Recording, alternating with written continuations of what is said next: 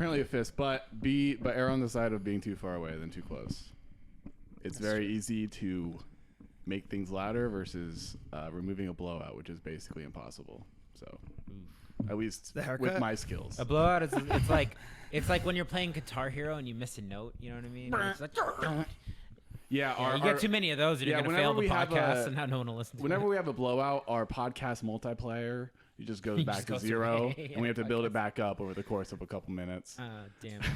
And then our overall podcast score is lower, and the digital podcast audience starts booing us. It's okay. It doesn't matter. You gave me time to make things work. For a second, I was like, shit. I'm just like I'm paranoid. Are you staring at the? Yeah, I'm just trying to make sure everything like. Say something, Shane. Say something. Hi, my name's Shane. Yeah, it could be turned up a little bit, but that's fine. I'm gonna close this so you're not paranoid of it.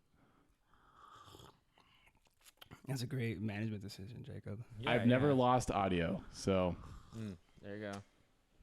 And then I close it too far, and it turns the computer off. Oh no! All right.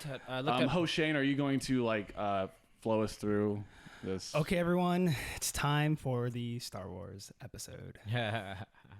The dreaded Star Wars episode. I hope this doesn't get popular to the extent that we keep talking about Star Wars and then we end up becoming one of them. Yeah, you become what you most hated. Yeah, this episode gets so many plays that in 10 weeks we're like, okay, so what do you guys think of episode 9? I don't know. Yeah, we're taking this all the way to we're doing the Rise of Skywalker. We're taking it back to, for many of us, was our first Star Wars theater experience. For all of us here, essentially, right? Yes. Episode 1. We all saw it in theaters, correct? Phantom Menace, released in 1999. And I don't know about you guys, I'm still glowing.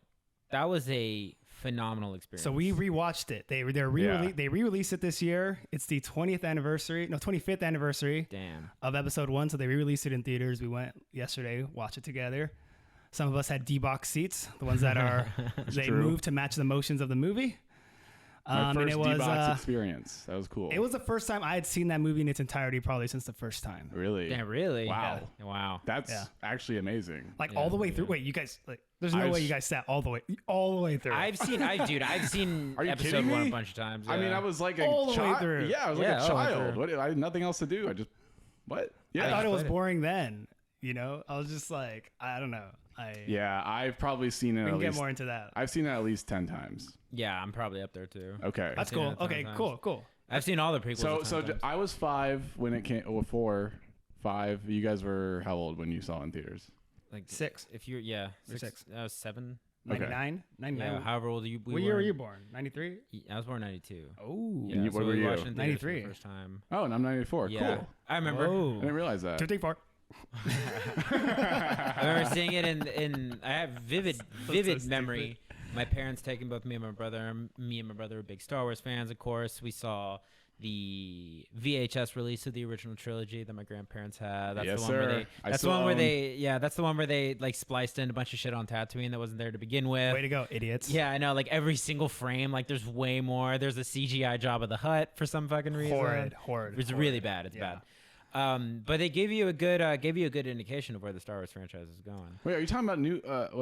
Yeah, New Hope. And New Hope, the digital remasters. Yeah, where they're about to leave and then Jabba's there and Han Solo talks to him. Yeah, and it's real dumb. What? So, episode Boba 1. Fett is also spliced in there for some reason. That so kills the reveal of him in episode 5. Yeah, it looks so cool. Yeah, but. Anyway, like I said, I'm still glowing from the experience. I thought it was fucking great. You took your son, which is cool. Yeah, my son. Now he can say one of the first movies he's seen in theaters is The Phantom Menace. Hopefully he has a different relationship to The Phantom Menace than we did. Or maybe hopefully he has the same. I don't know. It came out May 16th, so I was 5 actually when I saw it in theaters. Oh, it came out May 16th. So this is 25th anniversary, almost to the dot. That's cool. Yeah, that is pretty rad. I didn't realize that. Cool. I figured it came out in the fall or something. So I was thinking for today we could obviously talk about the movie, right? So yeah, but first I think it'd be cool if we could talk about like the context around episode 1, like the Phantom Menace, right? Like all the hype that was leading up to it.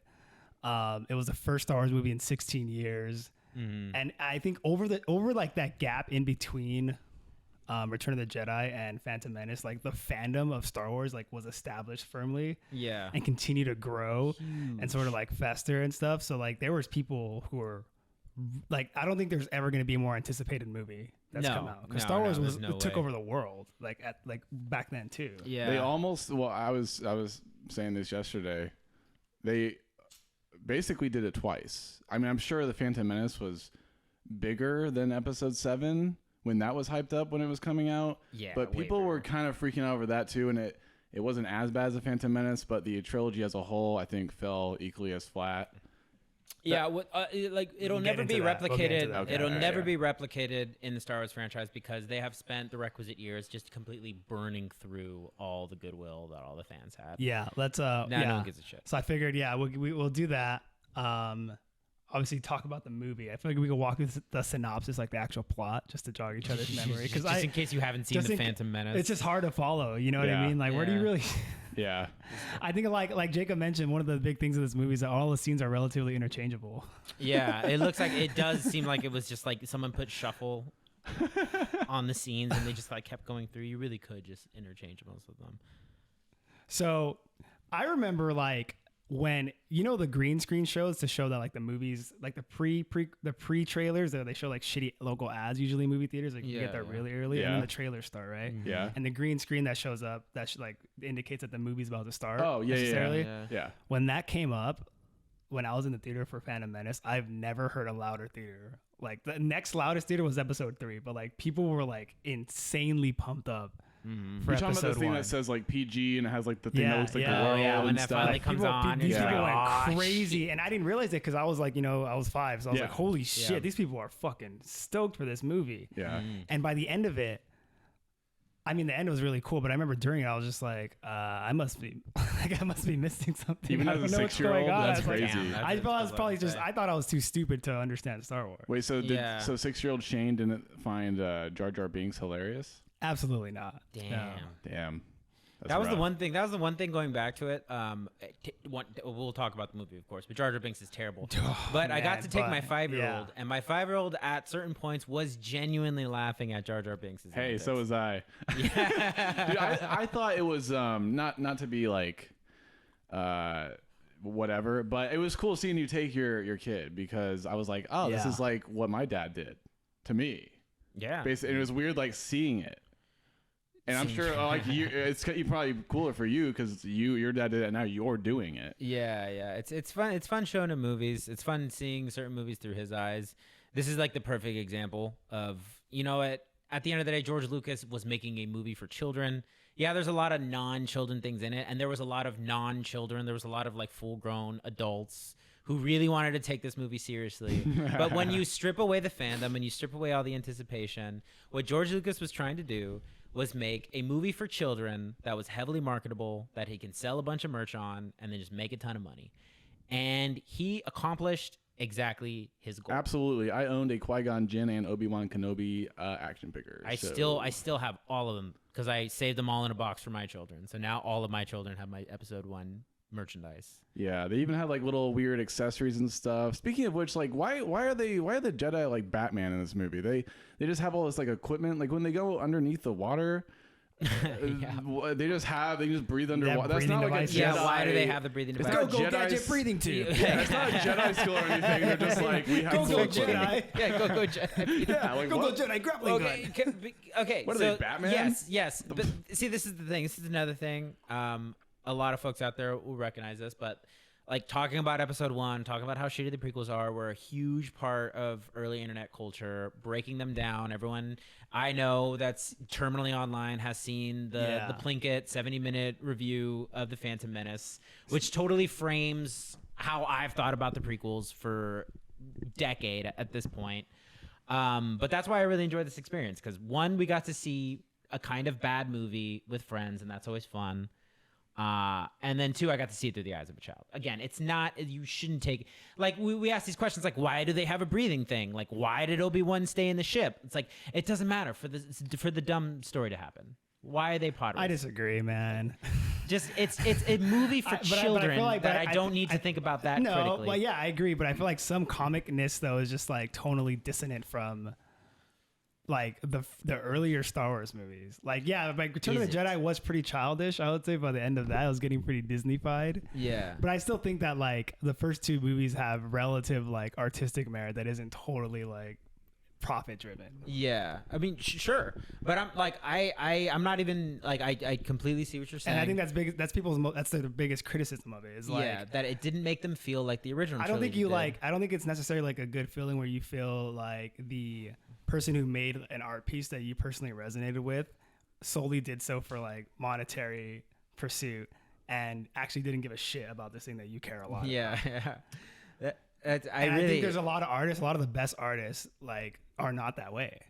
It's true. You know, they make a lot of money, but I feel like the ones that people really like hold in high regard, who have like, you know, they don't really like, at least they don't like to portray themselves that way. Or it's just kind of like, well, you take a step back and look at George Lucas, famously a director that hates directing. You never liked directing. He only directed the first Star Wars, which was a huge train wreck until it was saved in editing by his wife and also some producers. Yeah. The second one, widely regarded as the best one, Empire Strikes Back. I think everyone thinks that's the best one. He had the least to do with creatively.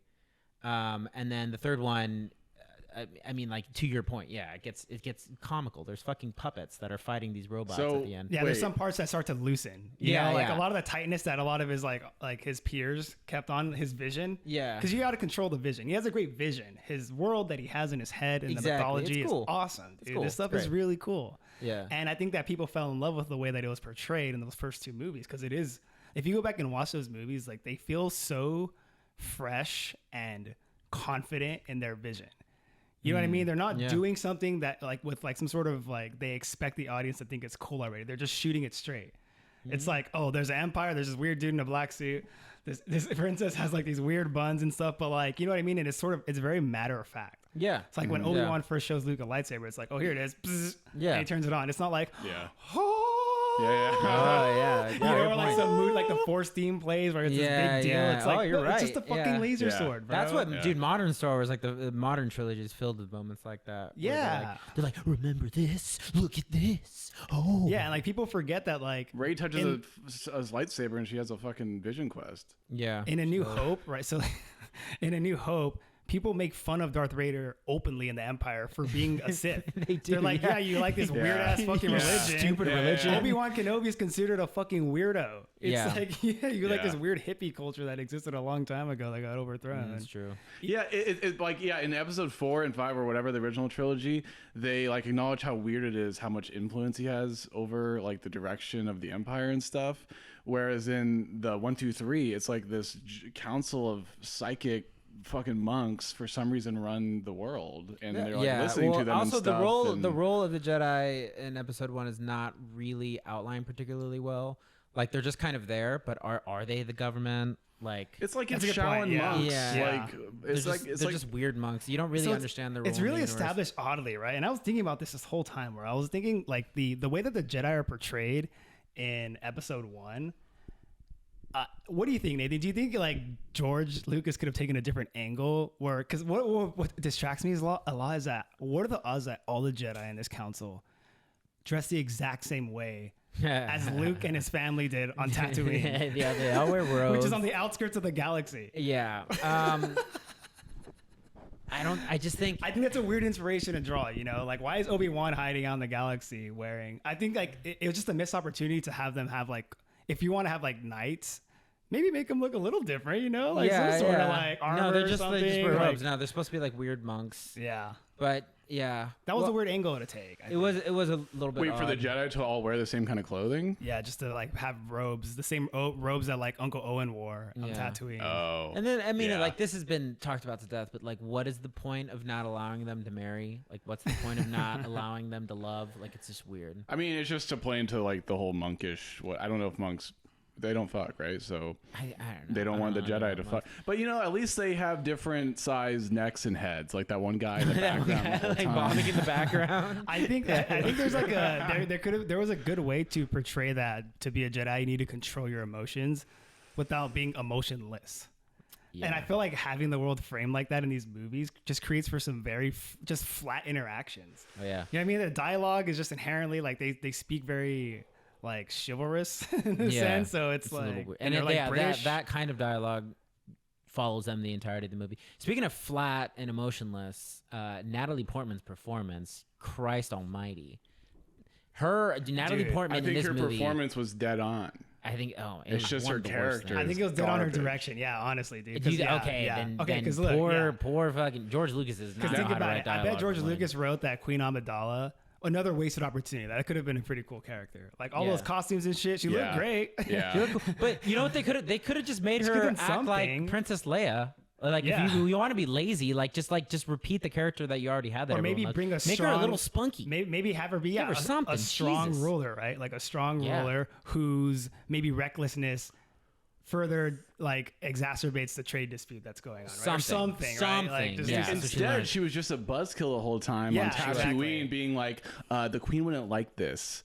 And like insinuate, like being like, well, he doesn't know I'm the queen, and he's talking to me. Yeah, that was I think stupid. George wrote Queen Amidala to be like noble, right, and like very reserved. But everyone else in this movie is already very reserved. Yeah. So Natalie Portman, as an actress, had to like force herself to sound even more flat. You know what I mean? Yeah. So it sounds so contrived and unconvincing because it's like because Qui-Gon Jinn. No, because I feel like in his head too, he's just like, everyone's pretty competent. Then we got Jar Jar. And then like Jar Jar's, doing like a Bugs Bunny routine the entire movie. Upon rewatch, thank God for Jar Jar Binks. Holy shit, dude! Jar Jar Binks carries that movie for me. Honestly, he carried that movie. Yeah, man. He is amazing. I was thinking like it's so cool to have a character who I can tell when they're scared. Yeah. When they're worried. Yeah. When they're happy. He's the only one emotionally reacting to anything. That's happening. Like when they almost get eaten by like two different fish as they're going through the planet core. He's the only one that acts scared. Qui-Gon and Obi-Wan. Big fish. Yeah. It's like Qui-Gon and Obi-Wan are just like, but you get why they're not scared because like, oh, we have the Force, whatever. We're just like badass. Like we understand how to do this, but like, we as the audience, we need something. And the only thing he gave us was Jar Jar Binks. Exactly. Because the thing is like, thank you, George Lucas. I understand Qui-Gon can be like a weird monk who's like reserved. Fine. Obi-Wan Kenobi's a young Jedi. He could still be rough around the edges, right? But he's Natalie Portman, she's probably like a young, sort of too early ruler, right? She can have mistakes and have emotions, right? One thing that that to be everybody in this whole universe besides the rabbit. You're right. It does make it boring. Stupid nitpick. Another thing that bugged me is you have a young ruler, right? Which makes sense if you're a monarch. But at one point in the movie, they're like, she's an elected leader. So why did the Naboo elect a 16-year-old woman? What? Folks, they lost the lighter. Yeah, it did. There. Okay, sorry. The Naboo elected a 16-year-old to lead them. Yeah, why? Why did you do that? Why not that black like military leader guy who looks pretty level-headed? The young queen trope makes sense in a monarchy because it's like, oh, her mom died and she inherited, but they elected her. I mean, maybe she doesn't make sense. Maybe the politics of this planet don't make sense. She just Elizabeth Holmes them. She just tricked them into thinking that she was super I think competent. George didn't really think it through. Yeah, he just didn't. See, that's the thing is like there's so many first draft ideas and like lines of dialogue in these movies. You really could have just cut. Like that's what happens though because you come back into it, right? It's 1999 again. This isn't just like George Lucas, the guy who did American Graffiti. You're dealing with George fucking Lucas, like the father of Star Wars, right? This behemoth. So nobody around him in the creation of these movies, these prequels, had any like incentive or inclination to push back on any of his ideas. No, they just so he kind of just had free reign, right? And who's gonna tell George Lucas that he's wrong? I kind of want to go back. To what influence did George Lucas have on the first three movies? You mean episode 4, 5, 6? 4, 5, and 6? Yeah. Well, he creates the universe, right? He wrote a lot of it. He directed the fourth one. When you say create the universe, that's not writing the plot of the movie. It's just writing the world. All of it is, all of it's straight from him. He wrote the original script, I believe. Okay. Shane, correct me if I'm wrong. So he wrote the original script. He wrote the original script. All those concepts are his, like Darth Vader. Not just a world builder. He did write it. He did. He wrote it, and then he had other writers on it. I think. Yeah, exactly. Editors, he wrote it. You know what I'm saying? Yeah, but there's a lot of ideas. I think it's story by George Lucas, but then the script kind of comes together with like multiple people. He wrote it like Drake is probably writing his diss records. You know.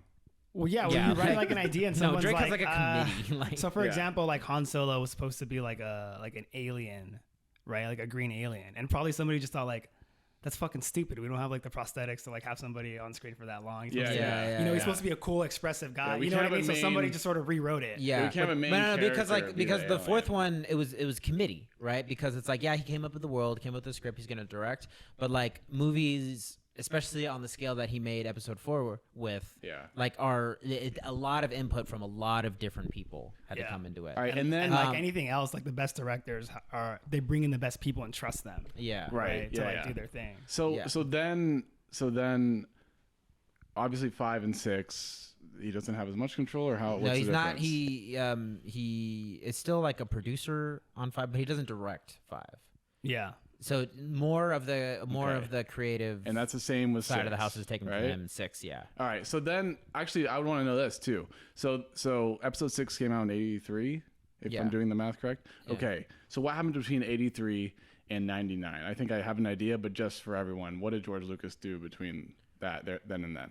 He didn't. He was the creator of Star Wars, and but he also did Indiana Jones. No, he's something on. He did Indiana Jones with Spielberg. I think he came up with the story, but I think Spielberg directed it. Yeah, Spielberg directs it, but no, it's a co-venture between Spielberg and Lucas. Yeah. So what I'm saying is, he also made Howard the Duck. Really? Yeah, he made Howard the Duck. Is that the guy who's like the joke in the Marvel movies? Yeah, no, he has his own movie. Look it up. It's supposed to be like notoriously bad. So I've never seen it. Raiders of the Lost Ark was directed by Spielberg, based on a story by George Lucas. So what I'm saying, based on a story, the same way like the story. He's like, there's this guy who whips people. Yeah, and, he's an archaeologist. Whatever. So the reason I bring that up, it's like a serial from the 50s, Well, and then Spielberg made it into like a real episode movie. 1 it's a corporate hand job. Is a movie. He gave his friend. Episode 1 is a movie made by someone who felt like they could do no wrong. He made Star Wars, and then even though he wasn't the main person on it, he went straight to Indiana Jones, which is basically like Adventurer Star Wars. It's a fucking trilogy. Yeah. It was the same Han Solo character-esque guy.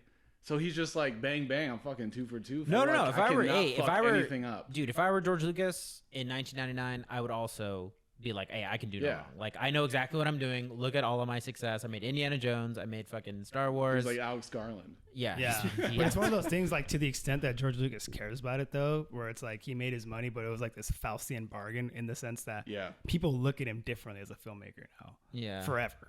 Yeah, forever. You know what I mean? Like, this is like kind of what he didn't make a movie after now. episode 3. Because like it's that Faustian bargain. He's just like, okay, I'll come back and I'll do these, and I'll tailor them in a way that they will make the absolute most money for me possible, which they fucking did. Like I don't know if you guys remember, but I have very vivid memories of this. The marketing blitz for episode 1. Oh, the amount of merch that came out. See, I don't. Was insane. It's kind of a blur to me. I don't. It's really it's remember. Toys. It's video games. It's like mugs. It's T-shirts. I remember I had a book about episode 1 for the longest time that we got at Safeway that we just like pulled from the book rack, and it was one of those books that you opened up and you press the buttons and like it made noises from the movies. And like it was everywhere. It saturated everything. I had a toy as a kid where it was a big grid of buttons, and each button made a different sound, and it was like flipping over cars, but it was audio from like Star Wars. Yeah, I think I had that same one. Shit. I had that same and I one. think that's why people have so much nostalgia for those movies and think that the movies are good because there was so much consumption in our childhood that was centered around that. Like so especially in the United States of America, it's like brainwashing you. Yeah, they basically were that. Look at us as a kid. I mean, like Jesus, we were brainwashed on like every degree imaginable. I was Darth Maul for Halloween, bro. That's literally like a religious. Yeah, literally. It's like a religious That's so like sick. ritual in a way. No, man. I mean, like I was into Star Wars, dude. I read all the extended universe. I was gonna bring that up. How like it's very. That's the thing is like, especially for you because like you were the first Star Wars fan that I knew who was like this big, or one of the first people I'd ever knew growing up. So like we together have had like a relationship with these movies growing up like our whole life. Wait, so when you guys grew up, did a lot of the people around you not watch Star Wars? No, no, not really. I mean, they Really? did, but like, no, he's from a different city. Okay, than what I am, about but, you? Like, yeah, everyone around me, everyone I knew watched Star Wars. Yeah, because it was for nerds, and you didn't come from a place where like nerds Star really Wars. existed. No, I feel like everyone had at least watched it, had like a general understanding of it, especially the prequels because those came out like elementary. Yeah, and, like middle school. I asked that because I just thought everyone had seen Star Wars, Me and then too, I moved to California, and I was like, I slowly stopped assuming people had seen Star Wars because everyone just kept telling me no, and I was like, okay, I guess people don't watch it. I don't. Yeah. Well, they're very old movies. Yeah, Some people just don't watch old movies. They don't. I guess that's true. You But also even something light like Star Wars. I think people are at the point now where like films dying because no one has the attention span to watch like a 2.5 hour movie. I got to the point where I was like, thank God my parents showed me these movies. Apparently not everyone has this experience. I still like that I watched Star Wars as a kid, even though it's really taken the shit and it's just like, just don't watch anything besides 4, 5, 6, and maybe the Clone Wars show. Yeah, even that. But the games, oh man, did you ever play that pod racing arcade game? No, I love that. And then shit. they also, it was the same game, but like the N64 game. Yeah, I played the N64. They took one of the second best part of that whole movie, and they made an entire video game around it. The first best part, Jar Jar Binks. I feel like those prequels though helped push the Star Wars like fandom to the mainstream. I mean, yeah, they did. Yeah, for sure. Especially because so many of us were exposed to those growing up. So that was like a reference point. And like Revenge of the Sith wasn't that bad, so that became like the last impression a lot of us got. Yeah. From the prequels. So it was like, all right, like I don't know, man. I think I really I'm just watching it. I just go back like I'm fine with the Phantom Menace. I don't think it's that bad. I think there's glaring errors with it. It's not a perfect movie. It's boring. I thought it was fine. And Shane's gonna hate this. Unironically, it's my favorite of the prequels. I'm not kidding. Whatever, man. And there's probably a lot of reasons for that have nothing to do with what the movie is itself. But that's just I just like it the most. Look, dude. All I know is I know. All that's important about a movie is how it makes you feel. All that's important of all art. How does it make me feel? That movie doesn't make me feel anything. I felt great watching that. I know, like the movie on its own doesn't make me feel anything. Yeah, it's like it's how pretty often bland. did you flatline during that movie? There's many times. That movie is just one big flatline. And like at the extent, I think I need to just embrace my role that I'm just like a hipster douche in that regard, where it's just like, yeah, I just cannot tolerate.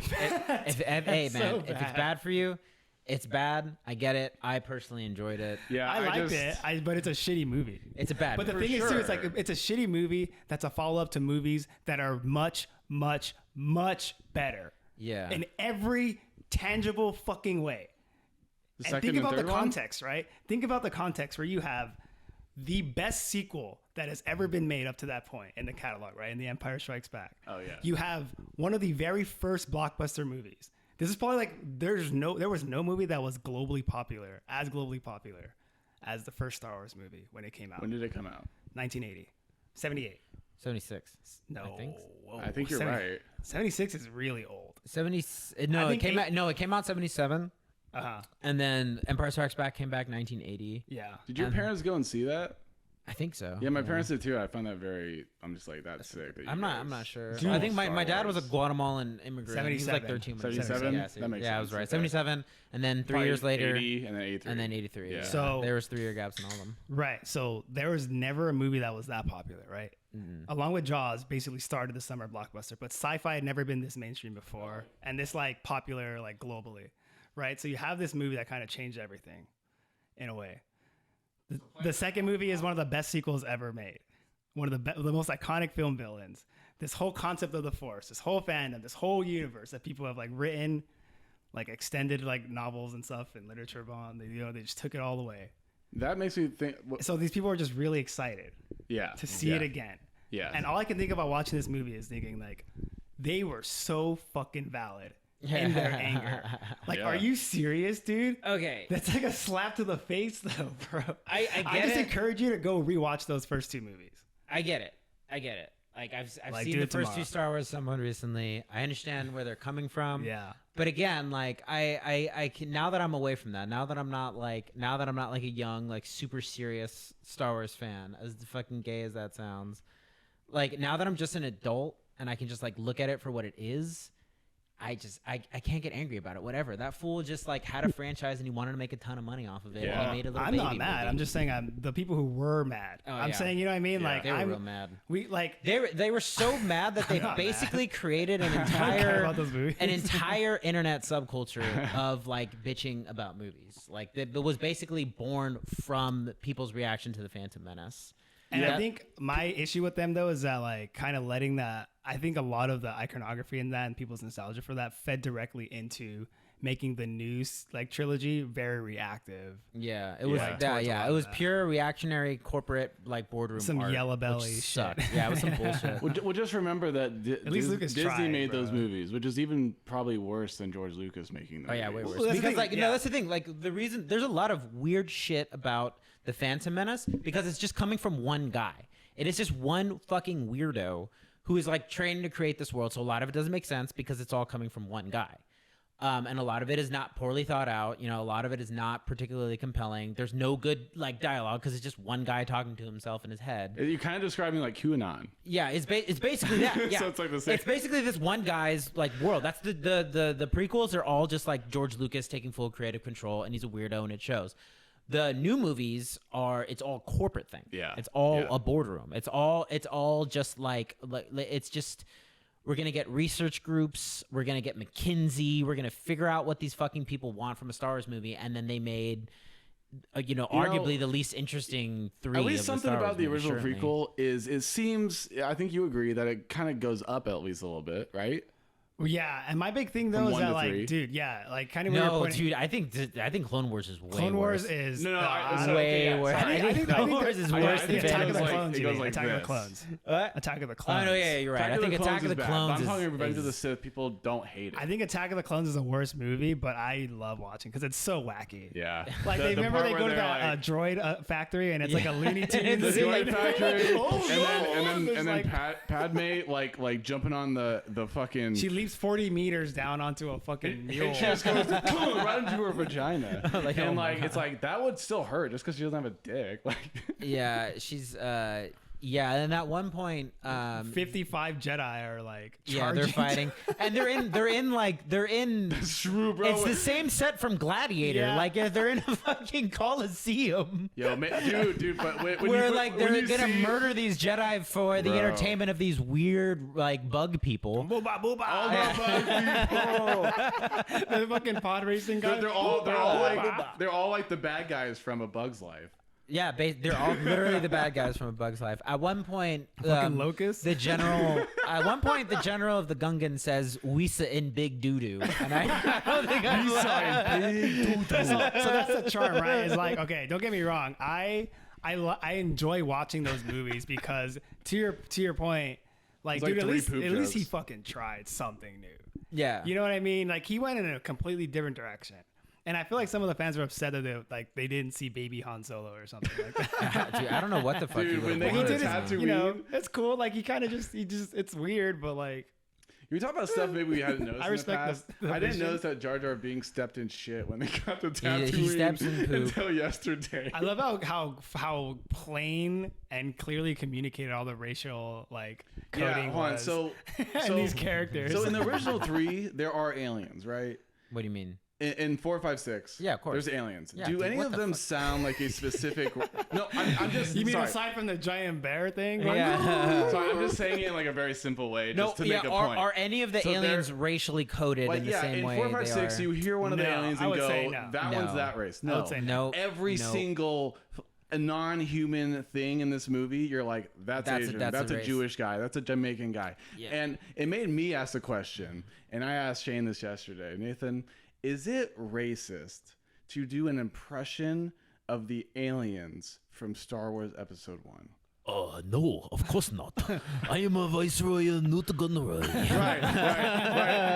Because if I go, Nathan, that's racist. You go, why? And I have to go, because the aliens are Asian. I'll do anything for money. You will not dispute us. Trade.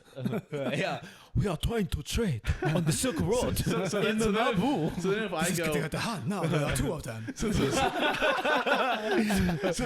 then if I go, why are you doing a Jewish accent or a Jewish impression? You go, Like, what dude, makes you think Watto's Jewish? Yeah, dude, I'm It Watto was from back the, on yeah. me. This is getting out of hand. Now there are two of them. They're still getting through. Yeah. This is too close. This I don't believe. Yeah. Also when they're still getting through, there's nothing impressive that they're doing there. It's just Qui-Gon shoving his fucking lightsaber into the door. He's not doing anything particularly impressive. No, none of the Jedi powers make sense. Also, from that same scene, and you notice this, there's a scene early on where Obi-Wan in the first scene and Qui-Gon force like run. Yeah, they They go, do. psh.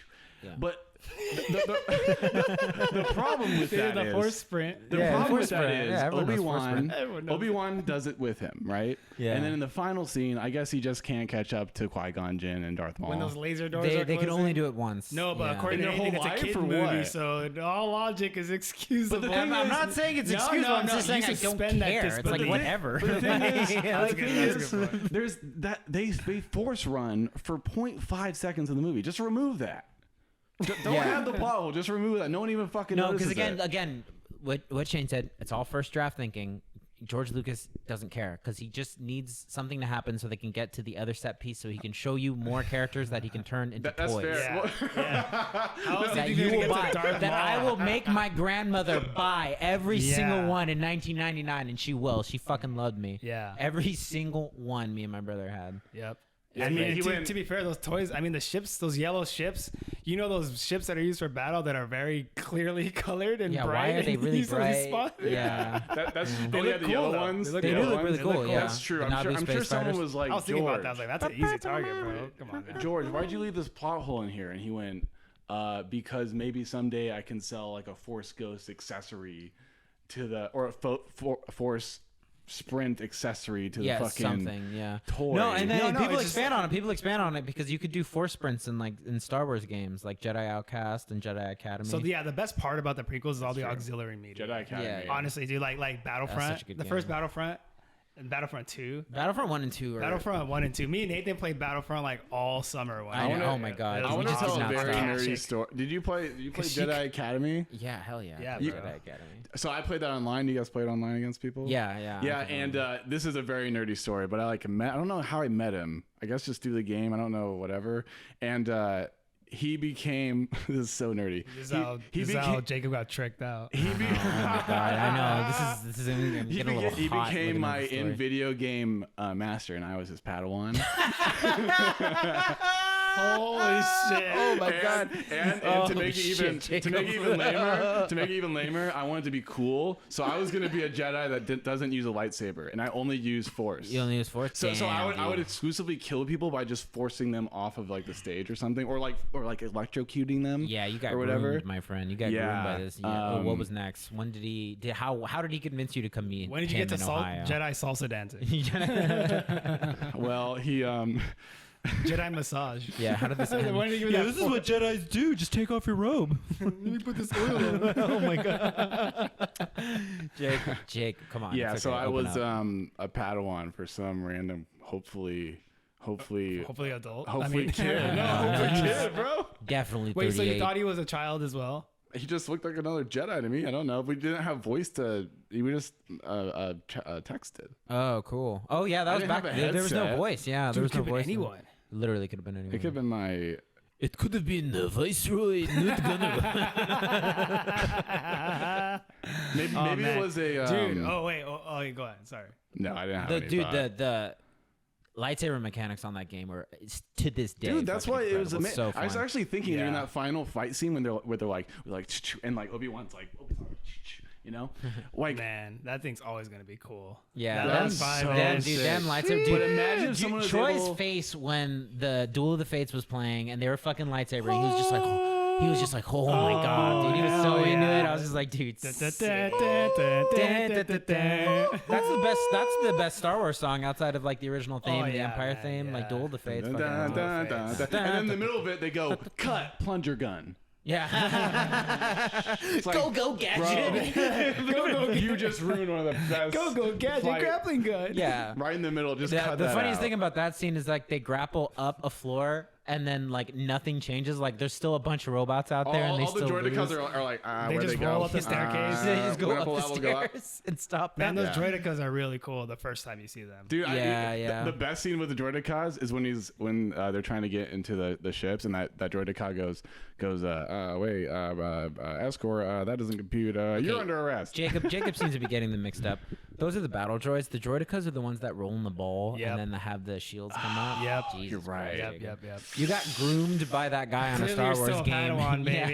Yeah. All for you to miss this basic concept. Jesus Christ. That 50-year-old who read about Star Wars on Wikipedia in order to be a predator in a children's video game didn't read very closely. Dude, And he started honestly, referring to the I mean, droids when I think back, as droidicas. all the people I talked to on like RuneScape, someone was trying to groom me. You play RuneScape too? Hell yeah. Of course I played RuneScape. What about you, Shane? No. Yeah, and Yeah, look that at him. tracks. I did something slightly worse. That's impossible. I would be part of Naruto roleplay communities on MySpace. There'd be MySpace groups for Naruto roleplay. Oh my god. This is what happens when you watch the Phantom Menace at 5. I think it just that's the other thing too. Like culturally, need to know what I that really think entails, okay, to like be honest. I think like it's really important because it's like you look at the 90s and it was the beginning of a lot of like anime and like more nerdy stuff kind of coming into the mainstream. But I really do think that the Star Wars prequels, like due to their popularity and the marketing blitz, kind of like did open the door for all these other like quote unquote like nerdier mediums. So I don't think you have like the explosion of like Toonami. You don't have the explosion of like all these other like anime and like nerdy stuff that you wouldn't have had that if it wasn't for the prequels. Like, I don't agree with that. Yeah, I think so. No, I think, because those things like anime is Japanese, and the Star Wars prequels are American. That was just popping off before the prequels. Like Akira existed in 1980. Like that wave was I coming. just think that like wave the was Star coming Wars, either like way. this prequels kind of like opened the door. Dragon Ball Z aired in the U.S. before the Star Wars prequels. I think came out. it brought did? sci-fi into the mainstream though. Yeah, I mean a little bit. No, I it mean, already was because the first ones, guys. Like, what you think you're just gonna fucking ignore like the Terminator and like But- Yeah, Blade good Runner point. and Yeah, maybe. fucking, Okay, I like- wasn't really cooking Sorry, on that but to one. I like, guess. to like kids. Yeah. I don't know. What kid sci-fi movies were there? AI. Look, all I know is Jar Jar was the key to all this, and I'm thinking you're right. Or whatever. I don't know. What kids sci-fi movies were there? Yeah. there was none, right? I mean, well, no, like I think all sci-fi was kind of considered child's, because like Star Wars was considered a Blade child's Runner? movie, and people don't take it Blade seriously. Runner isn't for kids. What? Blade Runner's not for kids. Yeah, that's what I'm Fucking saying. Star Wars was a children's Or movie you- in the oh, 70s. You mean like, Star Wars, or are we talking about sci-fi? You said sci-fi, I think, right? oh, sorry, no, I meant like Star Wars. I was like saying Star Wars. sci-fi. Like I feel like in 1977 it would have been fine to take your like child to see Star Wars. Like there's nothing explicit about Well, to Star be Wars. fair, It was you showed your always kid for children. 300, so I I don't think- know. True. I think yeah, I You turned might him not into be a good example of all parents. I've also showed him RoboCop, and he's seen Starship Troopers. Like No, at but least I 5 agree. times. Star Wars is appropriate for children. Yeah, like in it's always There's been no blood. Yeah, that movie where when they meet the monk guy, he cuts off a dude's arm at a bar. Right after they meet the bounty hunter who shoots Yeah, the good guy point. across from him who's collecting a bounty for instigating no violence. Yeah, I don't know. I don't but it know. doesn't- Or is it when? But it doesn't hit like it's not.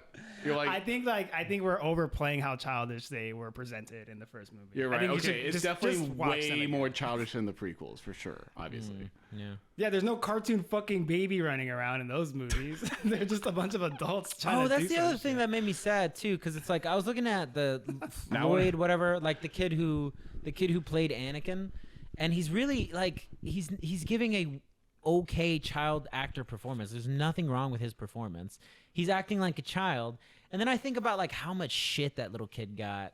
To the point where So he like lost stupid, his dude. mind. Yeah. Like people would like hunt him down and like I think his harass performance him. is pretty good. It's fine for a child. The dumb thing was, why does Anakin need to be 8? You could have just made him like 16. If he was like 16 years old, we were talking about this during the movie, Nathan and I, where it's like if he was 16 years old, you can get a better actor, yeah. which expands your script, right? Like Yeah, now you yeah. can do different things. He with could have this guy. served a lot more. Yeah, but wait. How old is in the he in performance. episode 2? It doesn't matter because then Yeah. you can make that up. No, because when you go to episode 2, he's basically a different He's like character. 19 when in yeah, he's like episode 19. 2, See, what yeah. you do is you get like That's- I a guess that's 16-year-old, because then the whole plot line of him being too old makes sense. Because like when you see all the kids getting trained in episode 2, they're also all Anakin's age when they're all in that room, like with the lights. They're very young. They're very Yeah, they're even very younger. young. Like, They're what do you even mean he's younger too than young? Anakin, He's though. fucking. They're children. But And those the thing kids is, are like, like he how- doesn't need to be too young. And then that also- was made up in that movie too. Yeah, Like, there also is Well, yeah, that's true, yeah. exactly. Who says Jedi have to be trained from a young age? They don't George need to Lucas. literally be monks, dog. Come Yeah. on, man. Well, I mean, like, Monks aren't trained from a young age. I A mean, lot I of the don't- time, they just become monks, don't they? They're I mean, not it kinda born makes into being a sense. monk. It's like an NBA team being like, don't draft that guy. He's 26. No, but we're saying that like we just think that from a filmmaking perspective, you're better off just casting an older actor. I Just agree. get I'm just like saying. if you No, insist but on like, having an 8-year-old in the story, you're this gonna goes back handicap your to movie. George Lucas's artistic intent, which is he wanted to make it as palatable to as many people as possible, so he can sell as much first. He thought putting a child in there would. And it does. If you're a kid, you're like, oh shit, that's me. I don't think so. I don't know. I never once looked at young Anakin. I thought that's me. I wanted to be fucking Qui-Gon, or I wanted to be Obi-Wan. You want to be Obi-Wan Kenobi. You don't think kids had never had an issue relating to Star Wars in the past when they were Yeah. You want to be Luke Skywalker. I watched fair. Star Wars for the first time when I was like 7 or 6, maybe. Like Star Wars Episode 4 on VHS, and I remember you want to be like Luke Skywalker. The thing is, like, you introduce so many like? logistical problems to having like a 10-year-old on your set. Also, Yeah. it's just like So, you're just wait, putting a lot of burden But for no reason. I guess what I was saying with episode 2 is I know 19 is not 16, but it's somewhat close, and you feel like episode 2 is like his like acting out movie, right? Where that's where he starts acting out. So it kind of feels like you get teenager-ish Anakin anyways, so he could already haven't had an edge in the first one though. I kind of like seeing what a Jedi would be like as a kid, But he wasn't even a Jedi. He was just some fucking kid. He was just someone you never see anyone as a Jedi as a kid besides those kids waving those wands. That's what I mean. I found that cool to see like what is a kid who's force sensitive like. Okay, one of my favorite lines again. It reminded me of one of my favorite lines. It's like the movie where little Anakin was like, "Are you here to free the slaves?" And Qui-Gon Jinn just immediately like, "No." No. It's like you didn't need to have that line in it. You also in your True. child's movie, you didn't need to invoke slavery. Like, why are you talking about human trafficking in your little kids? And then to make it even worse, Qui-Gon Jinn does free one of them, but only once he realizes that it's something he wants. Yeah. He just wanted the kid instead of the Watto guy. Also, I know I'm sure this has been pointed out, but you're trying to, at one point he tries to do a mind trick to Watto, where he's trying to like basically brainwash him into accepting worthless currency. Like, dude, just rob him at that point. Like, what's the moral difference? Why not just like pull out your lightsaber and rob this fool? Who's gonna stop you? Also, here you just mowed down like an army of battle droids. Like, you think someone here on Tatooine, you think they're gonna raise a defense of this disgusting, not obvious if the Jewish Republic stereotype? has no jurisdiction out there, then like just do whatever you want. You can do whatever you want. Your moral code's all fucked up. You just tried to brainwash a guy. You just tried to rob him anyway. Just pull out the lightsaber, dog. What is wrong? Credits will do fine. No, they won't. Credits will do fine. No, they won't. But no, I mean, like, okay, what's worse, like robbing this disgusting creature or forcing a child slave to do an incredibly dangerous pod race so you have a chance to fix your fucking that was going through my spaceship? head. I was like, this is such a weird way to have this be part of the story. Like, when Qui-Gon's just okay with it, like, go right along now, like, go and participate in this insanely dangerous. Also, I showed you guys that edit where like Qui-Gon's plan is basically just to be like. He just preys on people who are gambling addicts. Yeah, he's preying on gambling addicts. That's how also, he solves you know the what? situation. Like, instead of the child, I mean, I get why it's Anakin because we're trying to show this is a special child because he can do this as a child. But like, why not have Obi-Wan? Why not have like a Jedi do this? Yeah, like, or why not have Anakin like need? Yeah. Why not have Anakin aspire to be a pod racer and then he needs to ride a pod race thing to like do something important later on in the movie, and he's like afraid when he first gets in, but he trusts his instincts. He trusts the Force, right? Yeah. And he's able to like navigate through it and like save the day without piloting a fighter jet. Yeah. You know what I mean? It's like that really grounds it in like a thing that's more believable, where it's like versus this weird race where it's like, it's really cool. It's an awesome sequence. It's pretty cool. It's pretty cool. badass. Dude, and then one thing I will say about episode really 1, good. It's such a contrived situation. it's so contrived. It's so stupid. But the sound design, that's one thing I don't, I only appreciated, I appreciated it, like as a child, just because everything sounds cool and it's a movie, it's a whole experience. But like you appreciate it more as an adult because like, man, every single thing that's happening in that sequence has such a cool sound to it. Like the engines, the way they're like running against the rocks when the rifles they have start unique going off. sounding like engines too when they pass by. Yeah. And even the character, dude. A shout out to the guy when they're in the cave and he sees a big rock in front of him and he just goes. The main villain who like looks like Snoop Dogg. Yeah, Snoop alien. Yeah, I just it just feels such a jarring scene though. I love when the Tusken Raiders are just there as part of the course. Wait, why doesn't anyone send out someone to stop the sand people from firing on the race? Like, you know, you could just like they're not hard to get rid of. You just run up with like a gun. They'll probably go away. George wanted to just sell some more toys. With I know he just wanted to put them in somewhere. And he's also remember this. I like the idea that like the sand people aren't getting anything from that. It's just like recreation to them. Yeah, it's really they're Why is there? I love about pod racing somehow just went completely extinct by the time Luke like grew up on Tatooine. I know, yeah, where's the pod racing? Yeah, why did it stop? I mean, it's a big planet, maybe.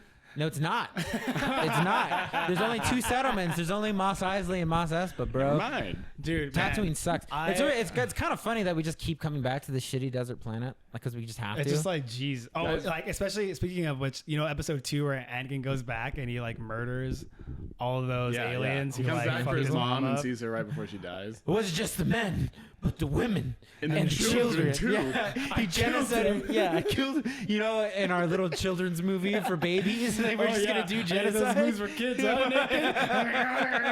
Remember in the third movie where he literally kills children? He literally does kill children. He kills in 2 out of 3. In 2 out of 3 of these movies. There's fucking Space Jesus is murdering in 2 out of 3 of the prequels. There's child murder by the hero, and then in the first one there's slavery in these movies for babies. Dude, the scene in episode 3 where they just go, Master Anakin, what are we gonna do? And he just goes, and he just pulls I it love out. that red letter talking point where it's like, okay, it's one thing to make him a sympathetic villain, but did you have to make him a violent murderer? Yeah, that's pretty wild. It's pretty funny. It's such a funny character flip. Dude, I was thinking about this. Another good part about these prequels is Emperor Palpatine. Oh, he's great. Like, you can see him. He actually does stuff in the first movie to like influence the plot in a way that serves him best, right? Like he influences Padme to vote for a surprise, vote of no confidence. Yeah, to create a role of Supreme Chancellor, knowing that like he was in a good position to attain a surprise, that. but a welcome one. I know. Oh, so it's pretty cool to see his machinations playing out. I'm like, all right, there's something. Yeah. Going If you on. follow, if it's just that's what there should have been more Palpatine. I want to make more Palpatine. I want to make no, but that's the thing. You can't make too many toys about like political machinations. Dude. Yeah, an old guy. Although I do have the Palpatine toy. It's still at my house. It's weird. It's a great like character in Lego Star Wars. It's like George Lucas was like, I'm gonna make a movie for adults and kids. So for kids, I'm gonna give them Jar Jar Binks, and for adults, I'm gonna give them politics. I'm gonna give them the kids parliamentary love procedures. I feel like he like spread himself a little too thin. It's a little like insecure in a way. Like, dude, just make the Star Wars movie. I said to Shane during the movie, I was like, why is Nancy Pelosi a main character in this movie? I don't get that reference. Though. Wait, who's Nancy Pelosi? Nancy Pelosi was like she like led the Senate or whatever. She's just a politician in America. Wait, right? No. But like, who is Nancy Pelosi? I know who Nancy Pelosi is in real life, but who's the Nancy Pelosi they're following analog? like senators and stuff around. Oh, and all okay, this political stuff. It could be like any of the other ones. Jaco's pointing out like the way that the Senate's conducted in these movies, where like their like part in the dialogue dictates where they are on like how close they are to one another. Where they're like making a point and like one of them gets. They're all just like hovering on each other. I object, and it's like pause, like shut But when the aliens object, they like come out and they do like bumper carts. They're like, and they're like, no, you can't talk. So they just kind of like fade back into the wall. When they've been rhetorically defeated, they fade away back. Okay. To the Also, what the fuck? It's also hilarious that it's just like. The Trade Federation comes on like, oh, what do you mean? Show us the evidence. Like, is it really that hard to get evidence that they're there? They're all there. They're not hiding it. There's a bunch of fucking robots on Naboo. Yeah. But then they had to write it off by like they cut off our communications. Just like take some pictures and then give it to the guy who just ran the blockade and then just show them. Or like, what do you mean? Like, why are they? Why does no one believe you? You're the Star Wars universe United Nations. Send someone out there. From a different country to go verify. Because this movie about blockades for trade is for children, Jacob. Yeah. Shut your mouth. Oh my god, dude. But it's also Trade Federation is for Goo Goo Gaga babies. Okay, it is a child's movie. I'm still standing behind that. It's a child's movie with an adult plot. Your Metachlorian count. Yeah, I guess that's why they're so frustrated. Oh, here, this is Jacob. No, but yeah, you're right. Look. Like at any point, all of these people can just do hyperspace. It takes nothing. It takes nothing for spaceships to go to hyperspace. So like 5 people from the Senate could just go real quick and come back. Hold on, we'll be back in 50 minutes. Within 15 minutes. We don't know how. Like, cause science doesn't actually matter in the Star Wars movies. We'll have verified it with our eyes. Yeah. They could have just done that, but instead they don't, and then they just kind of do the vote of no confidence, and then Palpatine becomes. Remember the when Supreme episode? Remember when episode 8 Remember? establishes that these ships have fuel, so then they engage in a low speed chase with the First Order. Yeah, and that's like the main conflict of the movie, or like, Yes. like Remember in episode 9 when there's like horses riding on a spaceship? Yeah, oh there are. god, Yeah. dude. Oh, I that was- remember. So go ahead. Oh no, go. Did either of you watch that movie in theater? Episode 9. I watched all of them. Unfortunately, I watched all yeah. of them What'd in you? theaters. So how'd you feel? Like, what'd you think? Terrible. I they're thought all it bad. was The last one, though, absolutely yeah. No, bad. Yeah, horrible. Yeah, it's really bad. I went and saw it by myself also, so it was just really. I was just like, not Jesus Christ! If I you're saw gonna see my a brother movie by Jesse. yourself and Shout the out movie- Jesse. Shout out brother Jesse. like Love when watching you movies see a with that movie by guy. yourself and then it's really bad. You're just like, damn, that really sucks. I watched it with coworkers actually, like two coworkers who were also. Did any of your coworkers like it? And did No, you, we all disliked Okay, it. good. Everyone Yeah. everyone it collectively would have been hard disliked for me it. to work with someone I feel after like seeing them enjoy episode 9. It's a wasn't unique good. experience watching a movie with my brother Jesse because A, he likes to talk a lot, Uh-huh. but B, since he's like a professor of filmmaking, like he points out technical errors a lot. This explains a lot. Otherwise, Oh my would God. not have noticed, or just things, right? Yeah, just like technical things, like jump cuts and This stuff. and just, explains why, other like, shit. I feel like you can't. Well, I mean, in a good way, but like, you can be very critical of movies, and that makes sense. I think I have a very like objective view on it. Yeah. because we talk about it and we laugh about stuff, but it's not like it sucks. It's just kind of like Yeah. it's fun Yeah. to just notice and point stuff out. Like Something that. I wanted to bring up comparing it, the prequels to the original, is Chewbacca like a much more leveled like version of Jar Jar Binks? Actually, yeah, kind of. Right? No, like, I feel like they because took like a very because They he's serve still, similar purposes. He's still kind of Yeah, like the yeah. animal of the Well, group, it's like but I feel it's like like C-3PO is more No, like no, the no. comedic relief. Yeah, true, no, true. because like Yes.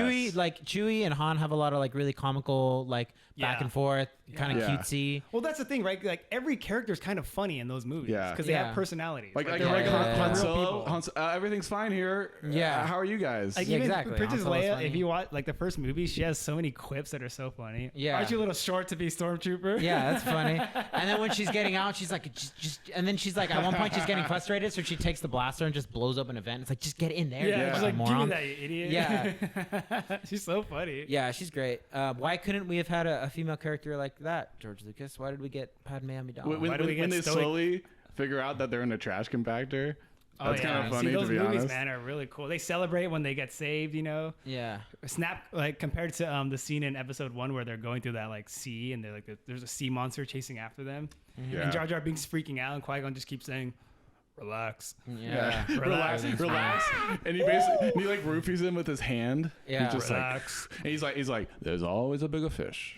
They're just so cool, So calm and true, though, collected in Qui-Gon. those There movies. really It's is really always a hard to bigger just fish. like get it, but like it's not even actors' fault because they're like in these green screen like sets, you know. what I'm Yeah, saying? they're Like, not. They can't react. They're not to interacting with anything. There's anything just- real. There's just so Yeah. much dialogue where it's like, why? Like, there's always a bigger fish. The negotiations were short. Yeah. Like, do they just have the Jedi say the dumbest fucking shit in this? First There's movie? no- draft, First dialogue, draft, yeah, bro. and it's like George Lucas can't write dialogue to save his life. Man, FDD. Yeah. Oh yeah, there's even so there's clips of like Harrison Ford who played Han Solo on like David Letterman or something, Uh huh. and he makes a joke that they had a rule on set where they had a joke that they'd rather get tortured, or they're like a new form of torture could be tying somebody up and making them listen to George Lucas's dialogue, like a dialogue that he wrote. Oh, dude, yeah, it's Because his bad. dialogue was so bad, even back Damn. then. Yeah, But he yeah. had people to rein him in, you know. It's true, Yeah. yeah. Well, that's what the thing. Like like good filmmaking is. It's just like we were talking about earlier. It's a good team sport. It's a There's lot of collaborative different people. process. Collaborative, man. Like beautiful everything, process. like that can everything, create, dude. yeah, that can create really cool stuff. Birds of a feather. Oh Jesus. So you didn't like the sequel? What would you think of the sequel trilogy, like holistically? Like sporadically visually interesting, right? Everything looks cool. Yeah. Everything looks interesting. Yeah. And like in concept, right? Just like flipping the original trilogy on its head is kind of cool. Like now the Empire is in a subordinate role. They're basically the terrorists. They're like the scrappy upstart. The idea that like they're gonna do an act of terror and then like plunge the galaxy back into war, kind of interesting. Luke rejecting the Force, that's a pretty interesting arc. People got mad about that, but that's the only one of the few interesting things about that entire trilogy. But all in all, like, don't care about the characters. I could, if I had to write down everything that happened in these movies, like, I could get most of the first one because the first one's just A New Hope again. But like, Yeah. the second one, what the fuck? They go to a casino planet at one point. Second one's like, what's going on? They go to Space Vegas. It's very much that they immediately. Oh, there's the first scene in episode 8. There's gravity in space. Oh yeah. Oh yeah, I remember that. Yeah, the bombs like, dropped. What's going on? They got real. Oh, I remember Rose Tico. People got real mad at her. Yeah, they really hated that. They hated her. I don't really. Real bad. It's so unwarranted. It's just Disney's version of like. Obviously, they're gonna shoehorn. So Nathan and I saw that movie, episode 8, in theaters for his bachelor party. Yeah, on a ton of ass. I'm surprised you decided not to get married. You're like, that was so bad. I need a good. No, but I remember really loving it when I watched it. Yeah, me too. Because we were just blitzed out of our minds. We were on a ton of LSD. And then I watched it again when it came out. When they made it. And then I was like, oh man, this is real bad. Wait, I have a confession, bro. I got it. That's my favorite one of the sequel. I mean, it's like a low bar, but that's my favorite one of the sequel trilogy. Well, yeah. Low bar. I mean, it's I found it the most it's interesting. first or second. Yeah, yeah. I love the idea that Luke was actually like his whole struggle with like being Luke Skywalker was very interesting. That's the true. execution could have been a lot better. I forgot that episode 8 was Luke's episode. It's like it tried to say something though that it's like. Yeah. I love the line. It's so sarcastic where it's kind of like. He's like, what do you want me to do? Like, stare down the entire First Order with a laser sword? Yeah. You know what I'm saying? It's like, what do you expect from me, dude? Yeah. I'm just like There's a really funny bit of dialogue in that second one too, where he's just like, what do you know about the Force? And she's just like, well, you can like move rocks with your mind, right? And he was like, that's not everything about the Force. Yeah. Yeah, he's like Just curmudgeonly and stuff too. Yeah. Like, it kind of brings like some heart back to it, you know? And Yeah, a it's little bit. like. Oh yeah, he sucks the titty milk on the island. He does suck the titty Yeah, milk. it's That's like, I don't think they needed to go that far. That was pretty funny. Yeah, they basically made Luke look like a disgusting. No. I person. agree with you. I think it's the best one of the trilogy, but it's again low bar. Like none of them are that good. The first one is just literally just a New and Hope. they set up It's so the much soft stuff reboot of the that New Hope. that episode 7 I would remember fondly if they had executed 8 and 9, but they just set up a lot of stuff that just went nowhere because they changed. Literally went nowhere. Different people directed all 3 movies. Yeah, that's what J.J. Abrams. His whole thing is concepts, right? Like he's a big picture kind of guy. That's why like Lost kind of like lost steam. Yeah. No pun intended there, but Yeah, like that's why because it's like the high level idea is interesting, but like in execution, like they all just like fizzled out. You can tell he doesn't really begin his creative process with the end in mind. No. Which a lot of like really well done stories Yeah. do typically, right? Like Yeah. they know where it's going. Yeah. And then in the second one, Laura Dern's in it. Gotta love Laura Dern. I think I thought it would have been. I feel like the second one, the episode 8, like what went wrong there was that like it kind of set up these cool things that could have been subversive and then kind of half-assed it at the end. Yeah. Like they got cold feet, right? Where it's like, Cold feet, what bring if back Kylo Palpatine. Ren and Rey did sort of like unite? Yeah. that would have been And cool. the next movie is just about them struggling to like reconcile these two sides, you know, just like Dude, the second they started doing Dragon Ball Z fights in episode 9, I was like, holy shit, this movie or something, you know, or it's like yeah, it's like it's straight Finn up should have Dragon just Ball Z, bro. Finn probably should have just sacrificed himself, you know, like all Yeah, right, he's Finn a could've died, soldier of the yeah. First Order, Guys, and he fucking, you know, yeah, he sacrifices himself. I have Does the right thing in the end. I have a couple more thoughts. I took some notes, so I have a couple more thoughts in episode Okay. 1. Can we just like all acknowledge that Anakin is Space Jesus?